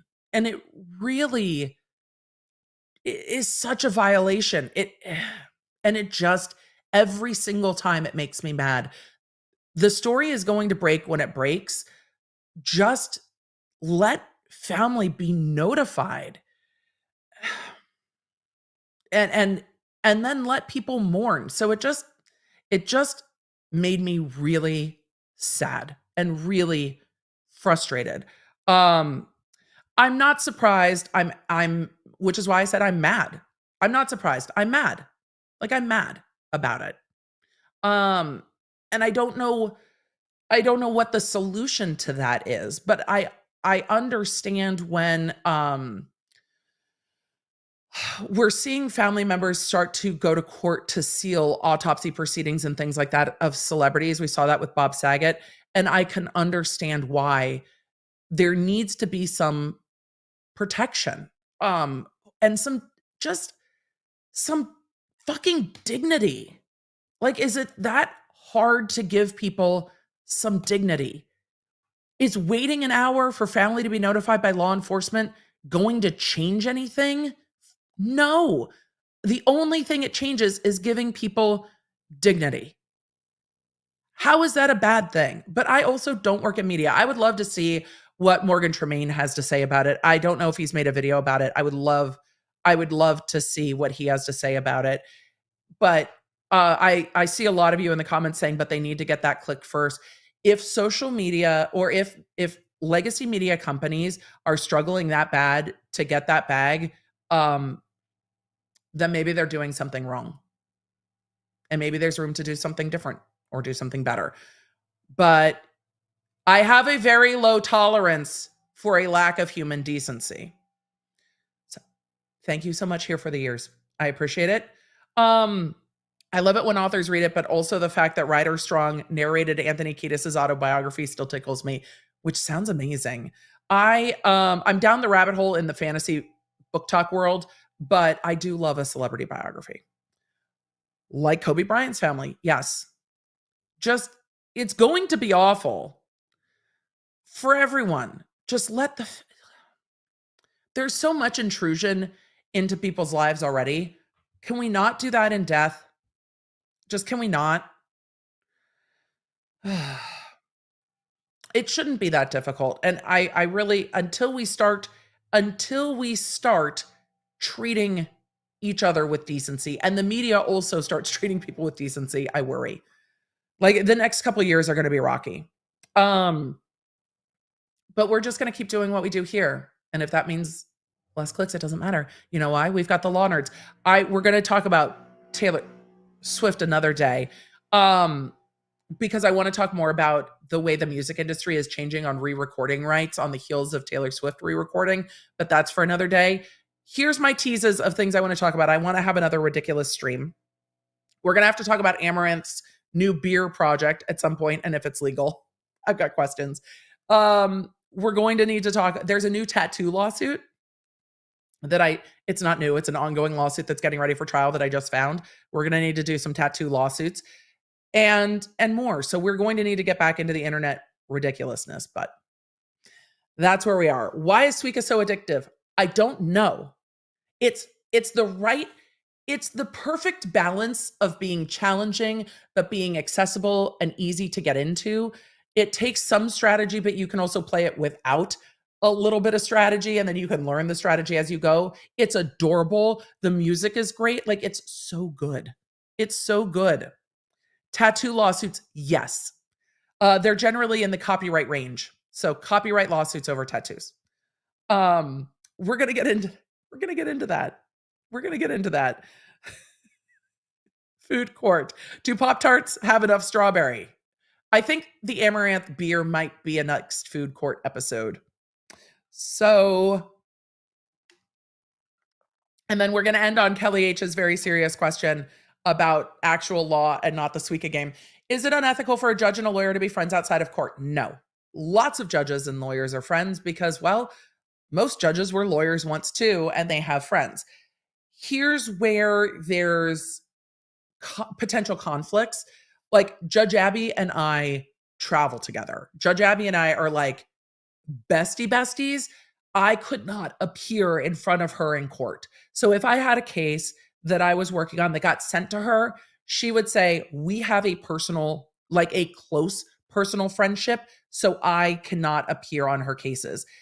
The proper thing to do is to not sit on my cases, because then there is not just a potential for favoritism, but a appearance of impropriety and favoritism. So I would not have cases in front of a judge that I was very close friends with. But because I worked in a very large office where a lot of my former colleagues became friends, those kinds of things would be disclosed on the record. Hey, this attorney and I worked in the same office. We are acquaintances. We are not close friends. I am not recusing myself from the case, and give the defense attorney a heads up. But if people are very close friends, travel friends, go out to eat regularly, talk on the phone regularly, that attorney will not appear before that judge. So it is up to everyone to be adults and have boundaries, but I think that works. We were really close friends before she became a judge. That's not going to stop. It doesn't matter to me. I don't practice in California, but judges do not put their opinions on social media. Like everything the Oklahoma judge did, they just don't do that, because there is room for distance, which is nice, because since I am not practicing in California and I generally don't comment on cases where I know the parties involved well, I am able to maintain my friendships with judges who I worked with as a DA that I might not have if I was still practicing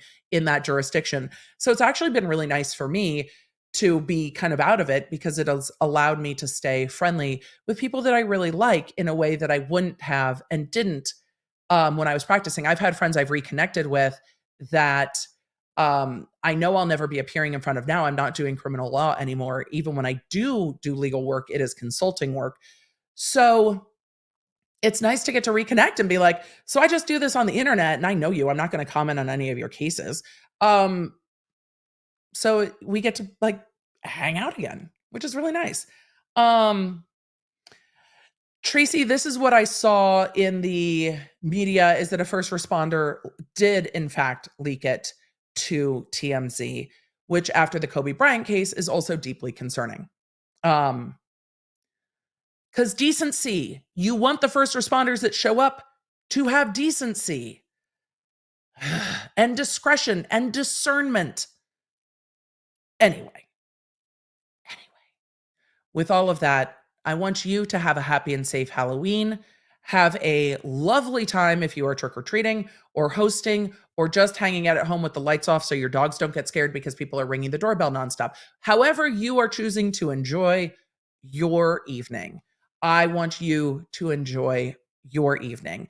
I am on a plane tomorrow. We'll see what happens. And for those of you in Vegas, you will be getting information in the app. Just keep an eye on the app for when that meetup is and where, so that you guys can come and say hello. It is like open house style. It is not a formal thing. There are not tickets. It is me and the Bravo Docket ladies are here, and y'all are welcome to come here at that time and see us. We're going to take pictures and say hello and do the things. So with all of it, I will see you tomorrow. There is a podcast. Depending on how my flights go, I will try to be in the chat for the premiere. We are going to be talking Housewives. There is some Scandal Earrings updates. There are some competency updates. I recorded it with the members last night. I think it is a really interesting episode. I hope you do too.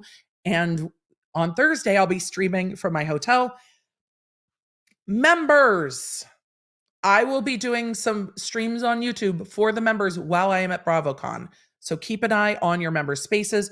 Tracy, this month's members only live because of my travel is getting bumped to the Friday after Thanksgiving with an E and Dr. B live stream for y'all. So if you are members either on Patreon or here on YouTube, you will be in that members only with me and Dr. B. And we're going to just have a hangout stream with the Lawnards. It's been too long. And Dr. B's like, so are we streaming on Friday after Thanksgiving? I'm like, oh yeah, we are streaming on Friday after Thanksgiving. We've done that for the last couple of years and really enjoyed it. So sometimes we all need a day to just be like, let's have a chat. So with all of it, Lawnards, you're the best. Thank you for being here. Thank you for being Lawnards. May your candy be delicious, and may you get all of your favorites and your children not steal them. Because, real world problems. I'll talk to you guys in the next one. Thanks for being Lawnards. Bye. You can stay up to date with everything I'm covering and fast notifications on our free iOS and Android app at lawnardapp.com, or search the App Store for Lawnard. You can also follow me around social media, and don't forget to check out my podcast, The Emily Show, with quick bits dropping every Monday, summarizing everything I do here on the live streams on Tuesday and Thursday for when you just have time for the quick bits. Thanks for being a Lawnard.